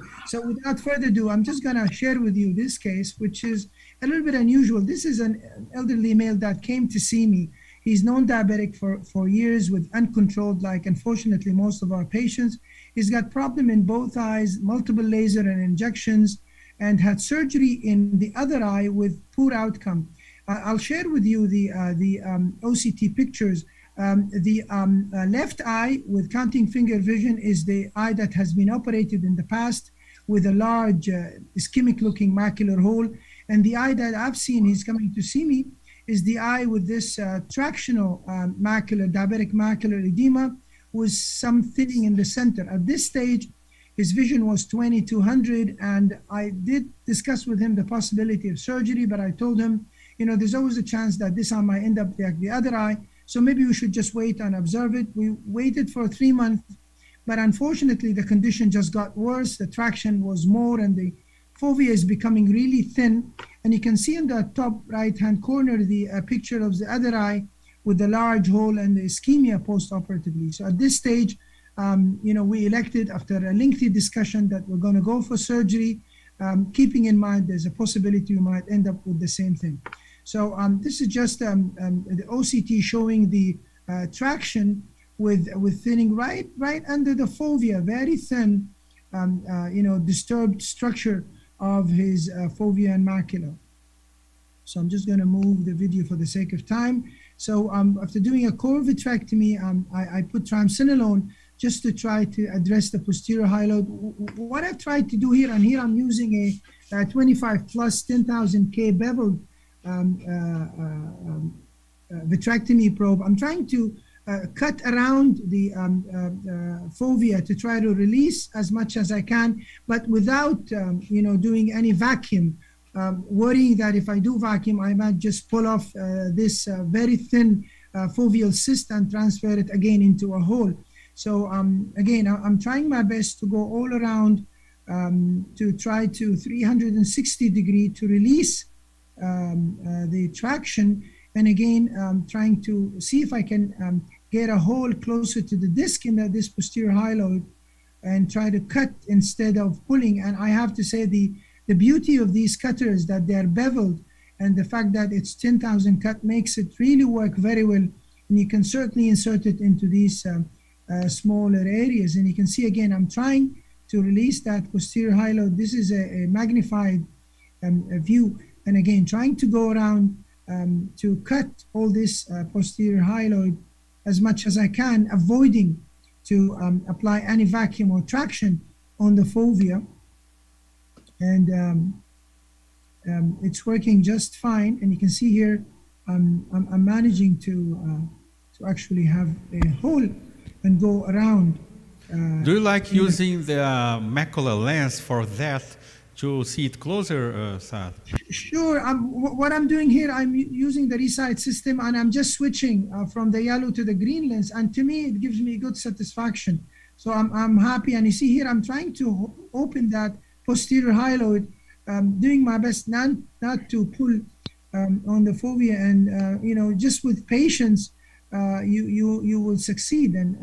And you can see here, I've managed to open, and I'm trying to go under that.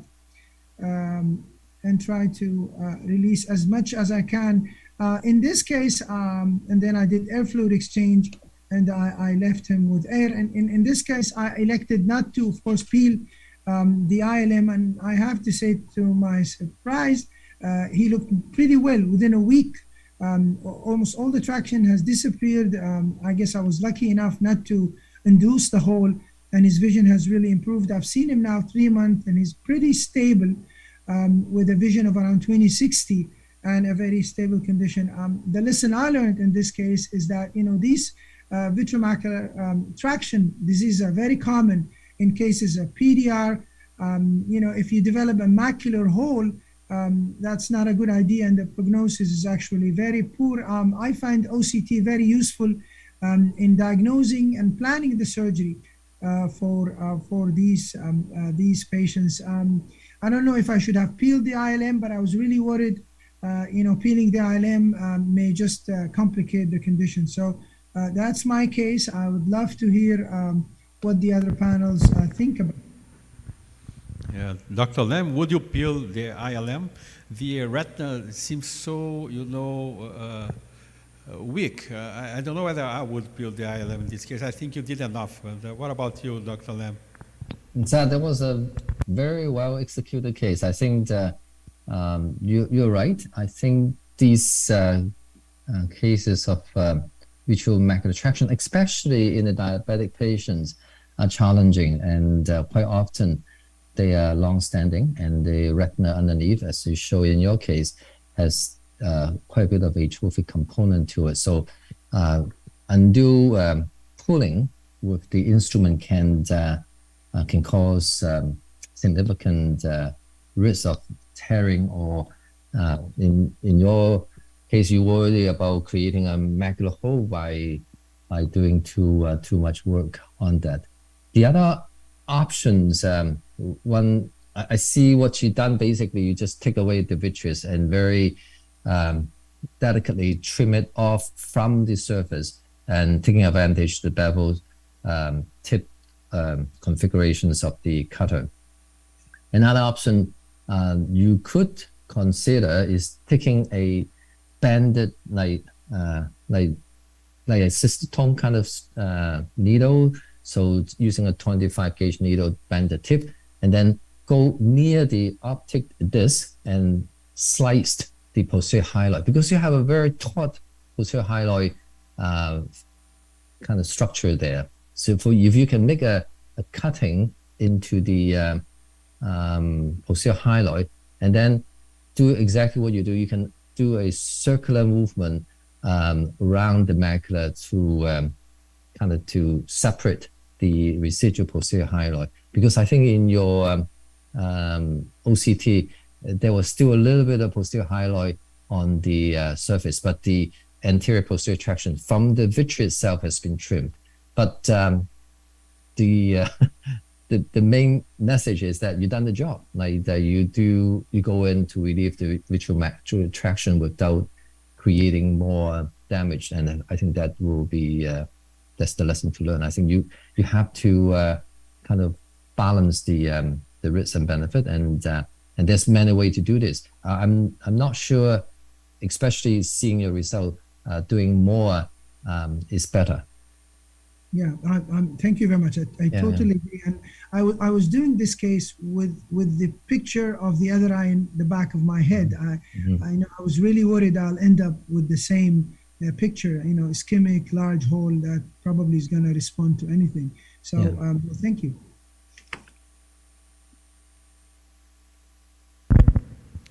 Yeah, good ideas, and very well managed. The reason I mentioned the macular lens is that after I do core vitrectomy, vitrectomy, and the hyaloid, I like, even for the hyaloid, I like using the macular lens after I did the core vitrectomy. I like, after doing core peripheral, I use the macular lens, so I get a better view from everything. So I like the tool of the cutter, these cutters from today that we have the port closer to the retina, and also the dual port cutters from Dork, from Alcon, and from other brands. They help us a lot. And these sort of help us use that tool instead of all the time those cutting those scissors and picks. So I think you managed very well your case. Thanks. And I would like to ask if it's available for you, Dr. Lem, you have your presentation. I know it's early for you, probably 4 hours back from here. It's you are, I think you are on Pacific time, no? Yes, I'm in Pacific time. If you can go in with another speaker, then I prepare sure. my video links. Sasamoto, do you think you go now? Could go now? Sure.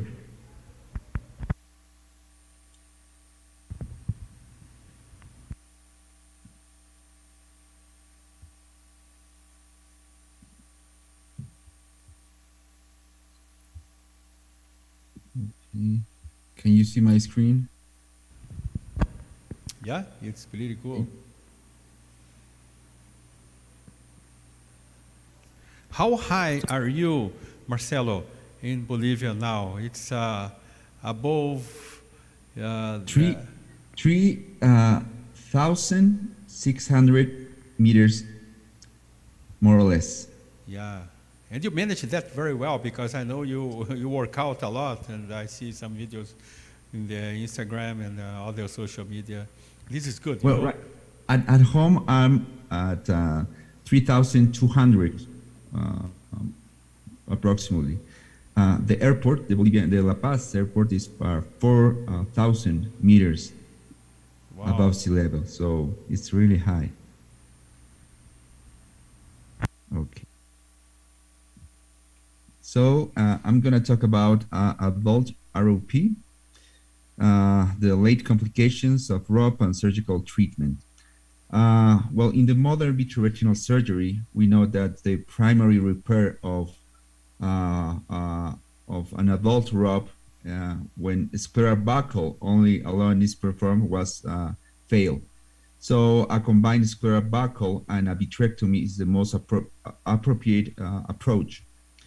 We know that in these cases, the transvitreal traction forces are encountered in this eyes very aggressively, and also aggressive inflammation and the traction of the posterior hyaloid that I mentioned to Natarajan in his case.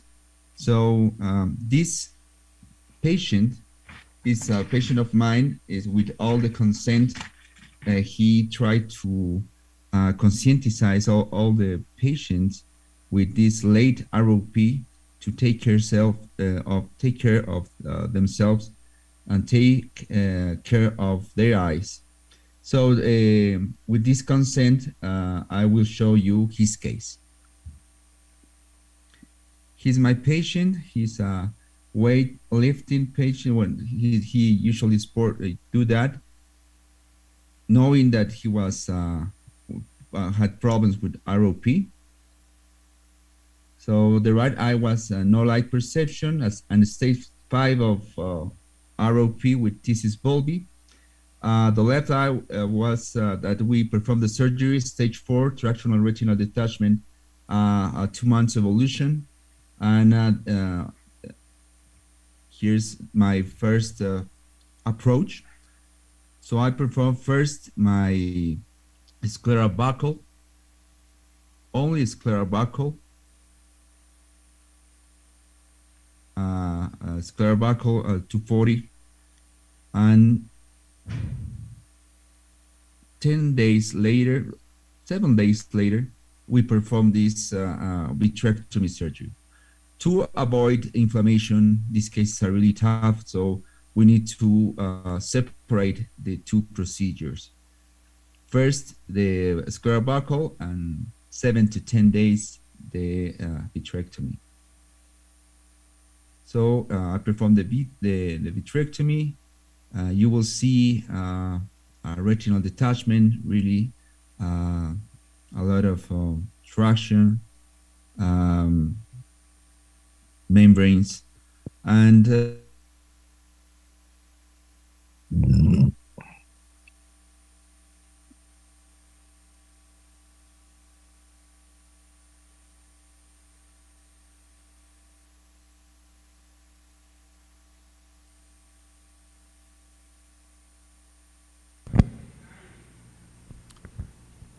Hudson?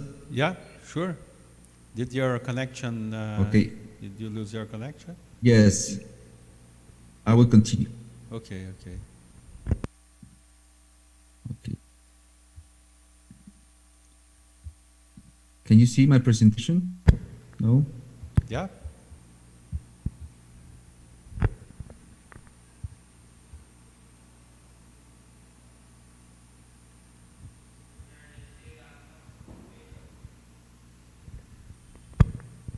Probably the connection is being variable. It's not that good. Okay. It's coming and going. Now can you see? Yeah. Mhm. Okay, I will continue.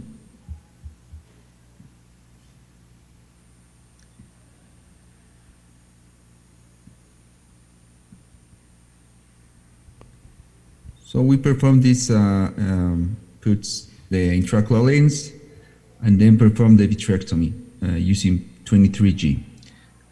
A lot of traction. As I mentioned, the posterior yelloid is too aggressively in these cases. In the adult ROP, they are really the problem with the retina is that it's really can get rupture really easily. So we use a lot of triamcinolone. This is the first time we use it. We use in this case like 4 times to make sure that the posterior yelloid was really removed. So as you can see, it's the first triamcinolone staining that we are using in this.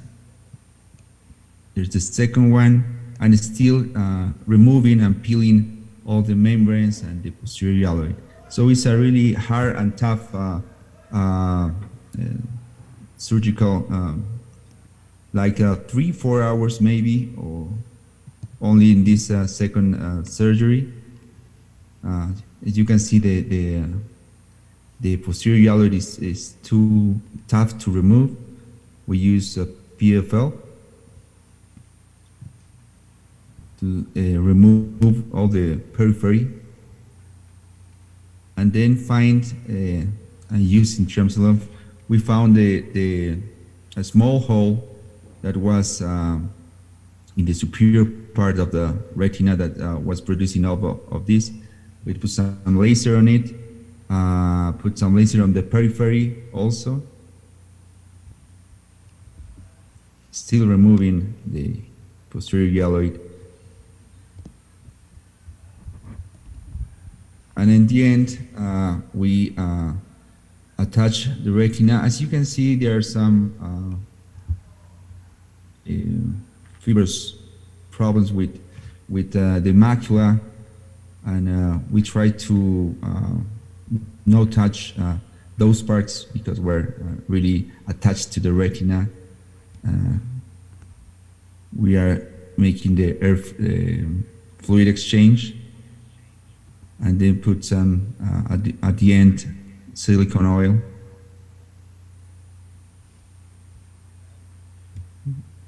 Removing the epithelial, corneal epithelium.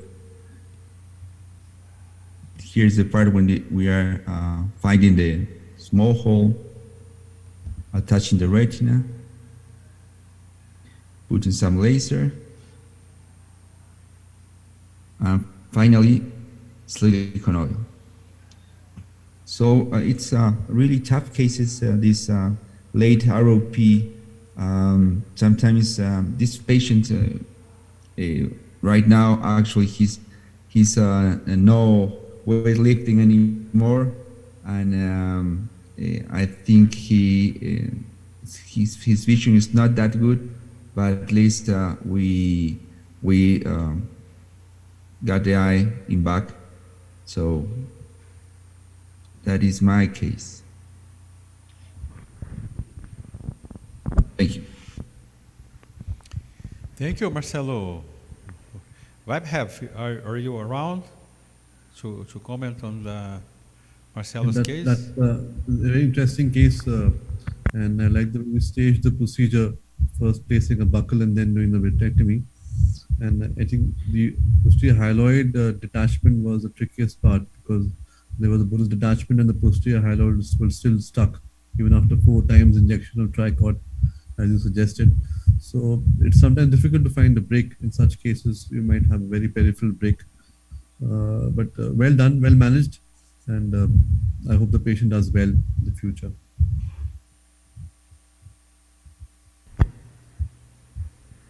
All right, good. And I would like to introduce you my case. It's a pretty straightforward case that brings us to a discussion on whether we should or we could do, still be doing and carry on buckles, I heard a comment from a friend of us, a retinal specialist here, and he said, though these buccal surgeries are going to just finish in a while. And I don't agree with that because, I think the combination of scleral buckling and vitrectomy always adds to a better outcome. And saying that, I will show you these cases. Are pretty straightforward that make us think whether we should do something different or just get back to our old buccal habits. And so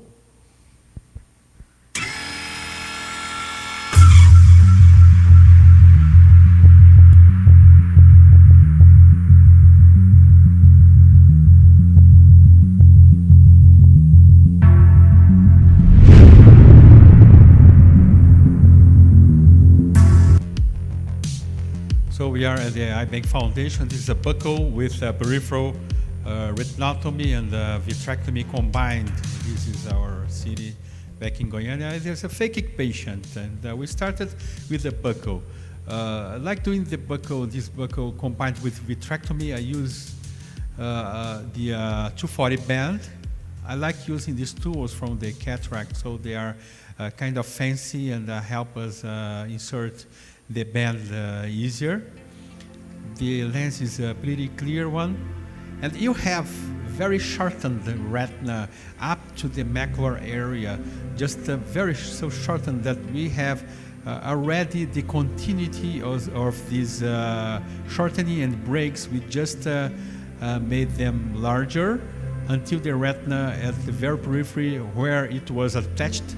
So we limited the vitrectomy to temporal and a little superior, a little inferior, and unfolded the retina. I like doing much of this subretinal work as well, because oftentimes you have too many cells under the retina, and so when you have the retina free and mobile, now it's possible to use the perfluorocarbon liquid so as to attach the retina like that.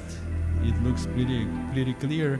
And at this time, because this surgery was made some time ago, and we were not thinking of peeling the ILM or not, I would do some ILM peeling for some of the cases with retinal detachment and PVR with some shortening. But this case went well. We could well see the periphery, the free edges of the retinal detachment, and do 2 or 3 rows. It was enough for our direct exchange. The retina kept attached all the time, and we did an angle where the retina was not created a retinotomy, and now the patient got this clear lens up to the end of the case. We are performing the direct exchange of perfluorocarbon liquid for silicone oil. As you see, there is no slippage. I do it very slow. We could go the other way around, and we could probably better off doing that with the air, but I prefer the direct exchange. It's good, the retina doesn't move, and if you start, even the patient is phakic, if you move the eye to the area of the retinotomy without touching the lens and they start from there removing the perfluorocarbon liquids, you are never going to have these subretinal perfluorocarbon, and this is good. And if that happens, if you leave some small amount, a very small amount of perfluorocarbon liquid after positioning, usually it shows off.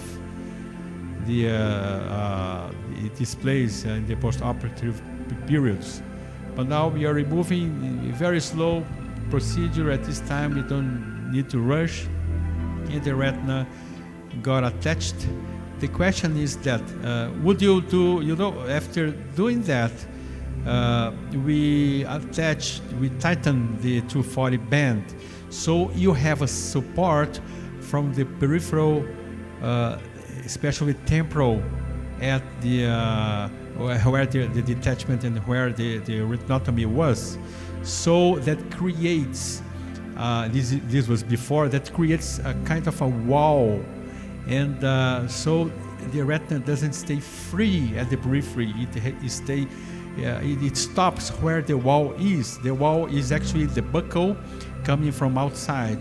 So my point of view, it's always good to do the buccal, but also to create an indentation from the outside to the inside, and so that free retina from the periphery where you did the retinotomy just stays there like that, but then you have a wall, so it keeps more stable. So I don't know, but people are not doing too many buccals, and some people say, some retinal surgeons, no, I won't be doing buccal because buccal keeps the eye too red, and inflammation, these things, and I don't see it like that. So because we do buccals since so long, and that comment that buccal is just something from the past doesn't make me happy. What do you think, Dr. Lam? You still do buccals?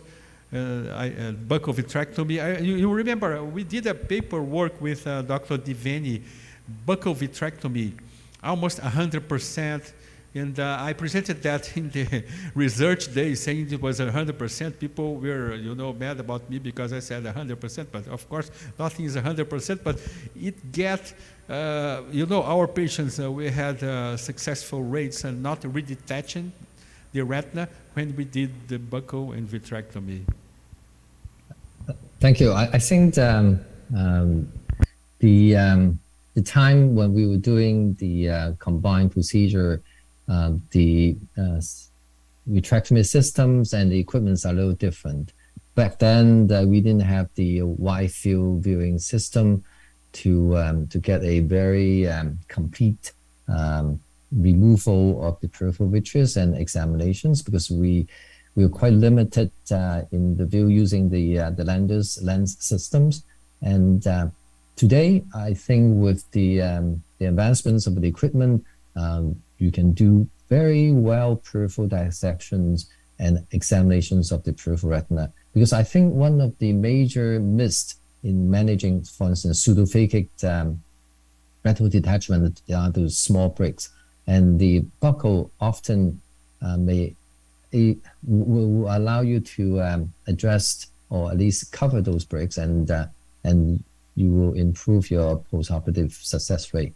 And but I do see the benefit of combining the buccal and vitrectomy, but I think I'm not doing them, and I see many others also don't do them on a regular basis.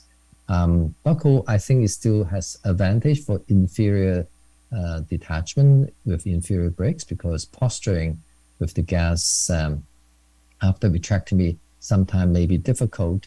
And whenever you are not able to have a complete removal, or you think that you may have some residual tractions in the periphery, a buccal can also be helpful. I think the modifications of the consideration with the newer equipment, vitreoretinal surgery equipment, makes the decision somewhat different now. You probably do it on selective cases. Yeah, thanks for the comments. I remember because I lived this era, when I got to Toronto, we had the lander systems, and we went to the periphery with the prism lens and rotate here, rotate there. Whoever lived those times know how it's easier today for us to see the periphery and do things. And I remember that you were starting with the Volk system. We were already doing here the AVI system, and then things with time moved to the wide angle, and after some years they moved to more macular view for macular holes and things, and this was quite an evolution. What do you think, Mohammed? How was you trained in terms of buckling and vitrectomy? For me, actually, I am not a surgeon of buccal too much. I didn't do buccal too much, but if I decided to do buccal, I just do it for a children or and phakic child. That's it. I never do combined buccal and vitrectomy at all until now. So I feel that if I need to go inside the eye, there is no rule for buccal. This is my point of view. If you need to support the periphery or the anterior of the retina, relax it, the retina at that. So the retinectomy, it's a same goal that you can reach if you do a retinectomy over if you put the buccal from outside the globe. So this is my point of view. So if I just decided to do vitrectomy, I feel that there is no rule for the buccal. Yeah, good ideas. I have to tell you, this is kind of funny. I was so happy, Vibe that I've been seeing patients and the foundation, and some patients are so chronic that we get too, long to see them, and then they get to the point that they need a vitrectomy, no buccals anymore. I was so happy these last weeks that we did some buccals, and they said, no, you need to do the surgery tomorrow. Let's do it. It's emergency. Let's do buccal. Otherwise, it's going to turn to vitrectomy. And I was so happy that I saw the postoperative day, the indentation and things. And eventually, one of the buccals did not attach well and had this previous PVR, and we had to go for vitrectomy. But then the postoperative period, the retina was attached. You could see all the indentation, even with the buccal from outside. So I know it takes some time, and it's like engineering, like architecture to place those sutures and things, and it takes a while. But with the 240 band, it's not that bad. It goes pretty fast, and it's just maybe 15 minutes extra time. Do you still do buccals, Vibe? Yes, I do in select cases buccal vitrectomy, and I think maybe pure buccals in, as Dr. Mohammed said, young patients who I can get away with, because you don't know if you can do a good vitrectomy in those patients. You might actually not be able to induce a PVD and complicate matters. So maybe if you can externally close the hole or the break, doing a buccal in those cases are good. I like the technique in which you did not during PFCL oil exchange, you did not place the cannula at the break edge, but still the retina was, did not slip off. So that's a very interesting. What is your way of doing the PFCL oil exchange, Dr. Hudson? Yeah, could you repeat that for me, please? Direct exchange of PFCL oil, how do you do that? Oh yeah, for the buccal? For the vitrectomy. For the direct exchange PFCL and oil, like you showed us. So this is passive aspiration or active aspiration? Yeah. Passive aspiration, yeah, of course. Because in that case, if the retina is too shortened, and then if you go past the air first, and sometimes you have more of a chance of having, unless you go very slow, a slippage from the retina, and even some air in the subretinal space. So I prefer to do the direct way, the direct exchange, and with that, the assistant goes injecting the silicone oil manually, and at the same time, you start with the backflush cannula right at the periphery where the retinotomy was, or any breaks or holes.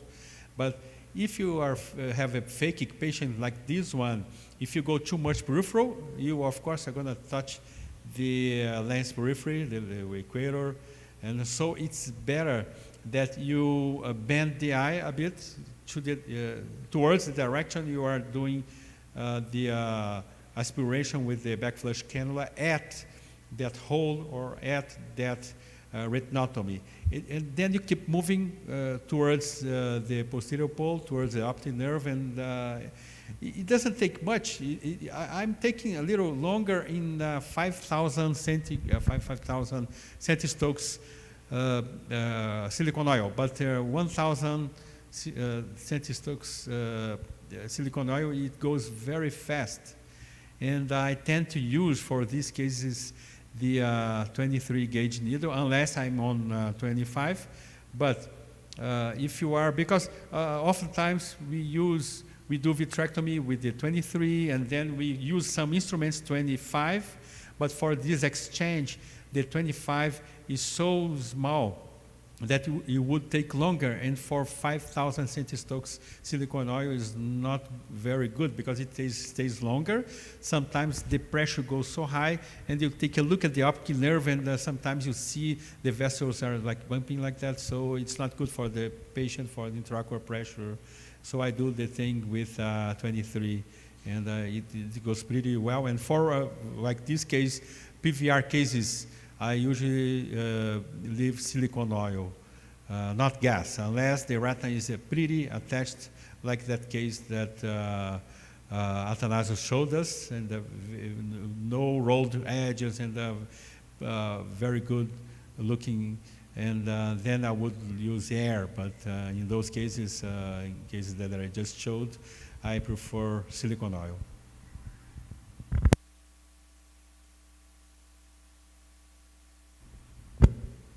Thanasis, your mic is off.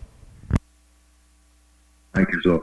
Okay, may I say something about the exchange of PFCL and silicone oil? There's a technique that's called the dual petal technique that is in the constellation. Where if you have a chandelier light, we can use one hand with the silicone oil tubing in the eye, and the other hand to have a flute needle. So when you put half the petal of the constellation, you just send the silicone oil inside the eye. At the same time, in order not to have sudden or deflation of the eye, you have this infusion line dropping fluid with 20-25 open, still open. So you have also the infusion of. When you inject the silicone oil, you have the flute needle behind, and you remove the peripheral cover. So if you push both the petals, not half the way, all the way down, so you have suction, extrusion. This is not a passive, it's an extrusion system. You have an extrusion and infusion in the same time. So with dual petal and the chandelier light, you can do it immediately. So if you have a little bit more extrusion coming and you have a soft eye, you lift the foot petal and you inject only silicone oil. And then when you see the pressure goes up, as beautifully said by Hudson, then you go to the end of the petal, and then you have the extrusion working at the same time, and you relieve that. So you have a control of the exchange. So remember, infusion on, and at the end, when you finish it, this thing, you can see the eye completely, have a complete feel this way. So you have, it's much easier to do that with a dual foot petal technique. Thanks for the comments. This comes from experience. And also for injecting PFO, if you have this dual bore cannulas, you don't have this high pressure. Sometimes we don't have, and they are not available. And sometimes we have to disconnect the intraocular infusion from the eye so that PFO flows better. Yeah, I usually do that.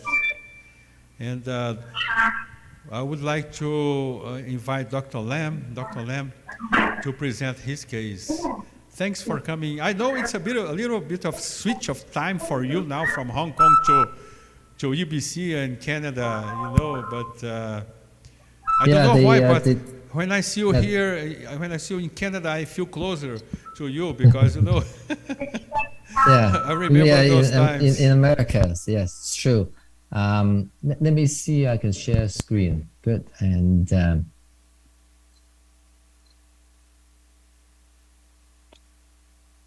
okay, so you see the PowerPoint presentation there? Yeah, it's good. It's not widescreen, but it's it's widescreen. Okay. So I'm going to share with you an interesting case of management of dislocated IOL, and was working with Dr. Lee from Hong Kong, a case from Hong Kong, and the case has a history of sutured IOL. So people are familiar with this single piece PMMA with the two eyelid. They use a tenopolin to suture onto the sulcus. And unfortunately for this case, one of the pollen suture after many years has broken after an accidental trauma to the head near the eye, and but the other suture is still intact, so it still hinges there. So the IOL has subluxed but not completely dislocated. So we have the discussions of how do we manage this, and some of the things that we need to concern is that this is a PMMA lens, so if we have to remove it and to exchange it, we'll have to make a bigger wound, because these days we use the foldable IOL, so the wound is half the size of the optic. But to exchange this rigid PMMA, we'll have to make a bigger wound. And as I already told you all, that the other suture is still on, so we have to find the other location of the suture and cut it. And if in the previous surgery, if the tenopolin if the tenopolin is buried well, you may not actually see that well on the surface, and so you have to figure a way to cut the other tenopolin in order to extract the IOL. And when you extract the IOL, you have to bring it into the anterior chamber, and the manipulations in the anterior chamber can cause stress and damage to the endothelial cells. And for this patient, he has history of Fuchs dystrophy, and we really wanted to minimize any kind of stress to the anterior chamber, endothelial cells particularly. So let me just show you the video. Can you see the video now? Are you able to see the video? No, not yet. The image is a little frozen. The Okay. So I haven't stopped playing it. So just going to maximize it, and so you can see the IOL is dislocated, hinges. It's not quite focused. You can see the disc there. So what we decided to do, we're going to. But we are not seeing the video yet. I think. Okay. I think because of maybe the connection, maybe you could stop sharing and share again the video straight. I think. Yeah. I think maybe so some. Let's try it again. Some connection mismatch. Yeah.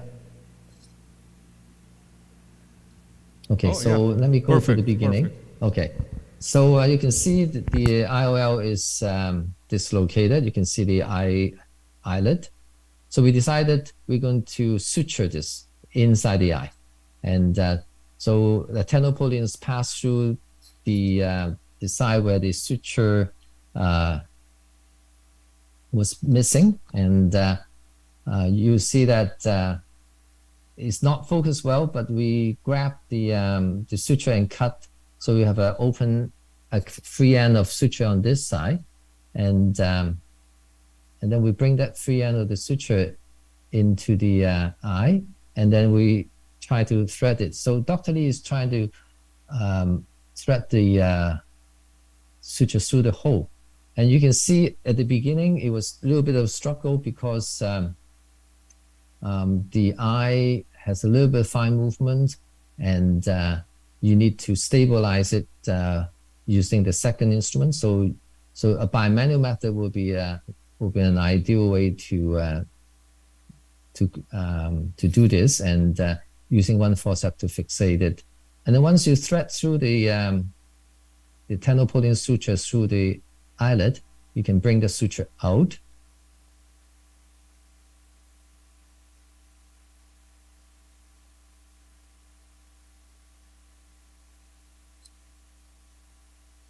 So I'm going to show you, we bring this out with the second instrument. And then what we are doing here is to tie this cut end of the tenopolin to the other cut end of the tenopolin suture from the outside. Then we pull the knot through the eyelid and exit to the other side of the wound. So now you have the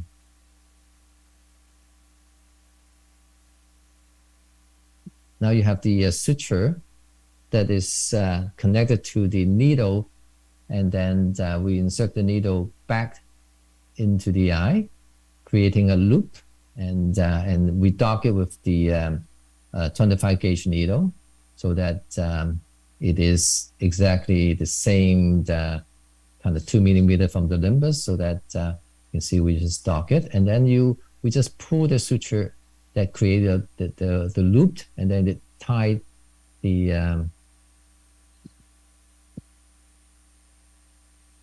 haptic back into its original positions, and that's it. So you can see we never enter into the anterior chamber. The procedure actually took very little time. The biggest kind of challenges was to thread the tenopolian through the eyelid, and then it's in about 10-15 minutes the procedure is done.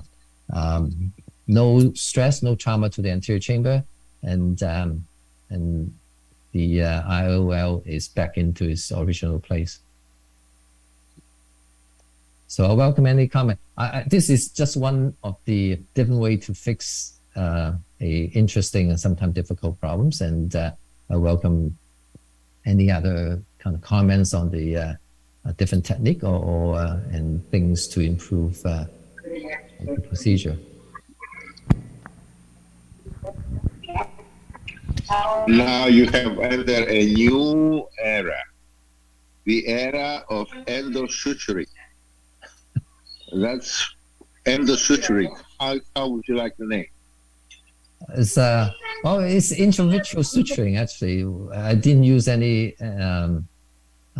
like additional instruments other than, I think, using the chandelier. And I think Tenasis, you love to use chandelier. I think using the chandelier allow you to have bimanual, and I think this case particularly is useful. And using one forceps to stabilize the haptic, use the other forceps to hold on to the suture and thread it through the eyelid is make it somewhat easier to manipulate. And I think retinal surgeons are very good to work inside the eye, and so we are not into any unfamiliar territories. And I have to say that retinal surgeons are also very skillful in their instrument handling. So this is just an extension of what we do into our day-to-day surgical cases. Just a bit of planning ahead of the time to think of how you're going to rescue that dislocated haptic. Because the truth is that to explant the IOL as a single piece PMMA, you do need a bigger wound. And postoperatively, you have more post-op astigmatisms. And the other thing is that you have to cut the other side of the haptic. And if you can't find the tenopolian from the outside, and to try to cut it inside takes a little more effort to do it. Although you can do it, I think that if you scroll depress to the sclera, to the pars plana area, and then you may be able to identify the suture and cut it. But that also takes a lot more manipulation to do. So this is a lot simpler and less time consuming. Marcelo, I've watched some cases from you with scleral fixation intraocular lenses. Do you have any comments on the surgery? Just a question, if you, Dr. Lam, if just hypothesizing, you failed this second surgery, and the intraocular lens goes to posterior chamber, which is your next move, or which technique? If the whole intraocular lens dislocated, and I think it will be simpler to try to explant it and then reimplant another IOL, either using the Yamani technique or another type of a suture fixated IOL. Because I think the benefit of this particular case is that the IOL still is hinged in one side, so you can manipulate the IOL very easily with the instrument as the technique that I've shown you. But if you have a complete dislocation, you end up have to bring the IOL into the anterior chamber, and I think I don't like to manipulate in the anterior chamber too much. I think the next step will be to explant the IOL. Because of the wound also, right? It's too... Yeah. So you need to open the wound to the size of the PMMA.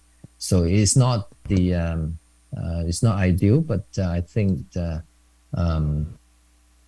if you do a scleral tunnel, you could minimize the postoperative astigmatism without having, like, instead of using a clear corneal incisions to enter to the eye. Yeah, and those days with these techniques, Yamani, Calabrava, and all the, things are getting fancy. I do the regular way oftentimes. I did with my anterior segment partner these Yamani techniques. And we also have to pay attention and think of the future about the materials, the sutures.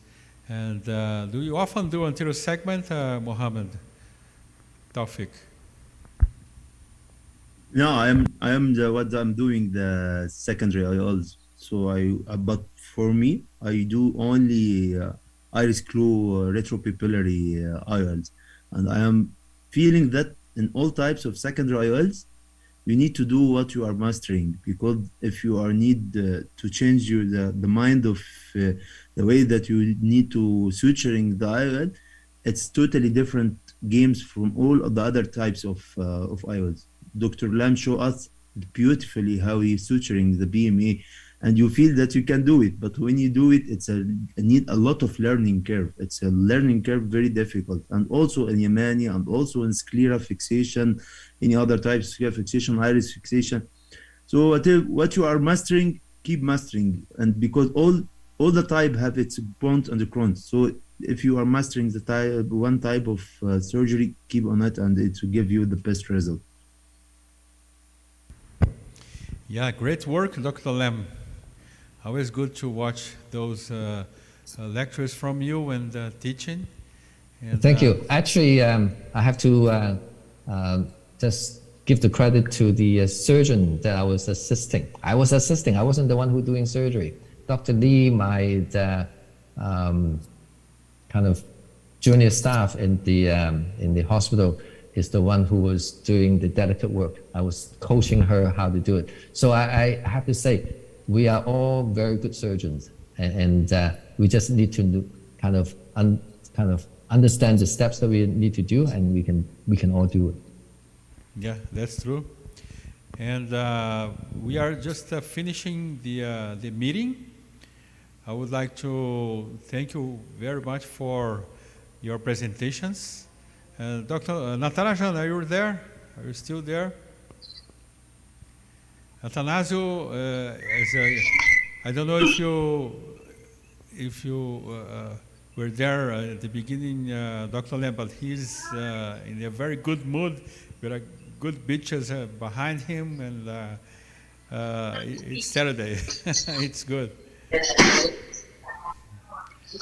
I wanna thank you all for coming to the meeting, and these presentations are going to be in YouTube, and actually we are live in YouTube as well, and the great lectures, and we are going to separate and split them for our specific knowledge as well. And thank you very much again. And I would leave today Marcelo to close the meeting. Well, it was a great team. we hopefully can make something special to the Retinawesome 20. We will talk with Hudson. I have some ideas that I wanted to talk to you. And thank you everybody for your participation, and have a good Saturday. Thanks a lot. Thanks a lot. And let's see you, Athanasius, in Hamburg. See you, Hamburg. See you there. Yes, I hope we can make another meeting in a different situation with a little bit of drinking also. Yeah, because sure. I'm stuck with water today. We will talk a Okay, lot we organize personally. something with Nataraja. All right. And I think also, how many? Saad is going to be there. You and Nataraja for certain. I don't know anybody else. Yeah. Yeah, I'm going to be there, Tawfiq. Yeah? Good, yeah. Okay. You organize us. I'll You're invite the you for a organizer. coffee, for a Yeah. good coffee there. Well, strong coffee. Strong coffee. Okay. Yeah. Thanks a lot. Thanks, Thanks Dr. for Lem. everything. Thanks, Bye-bye. everybody.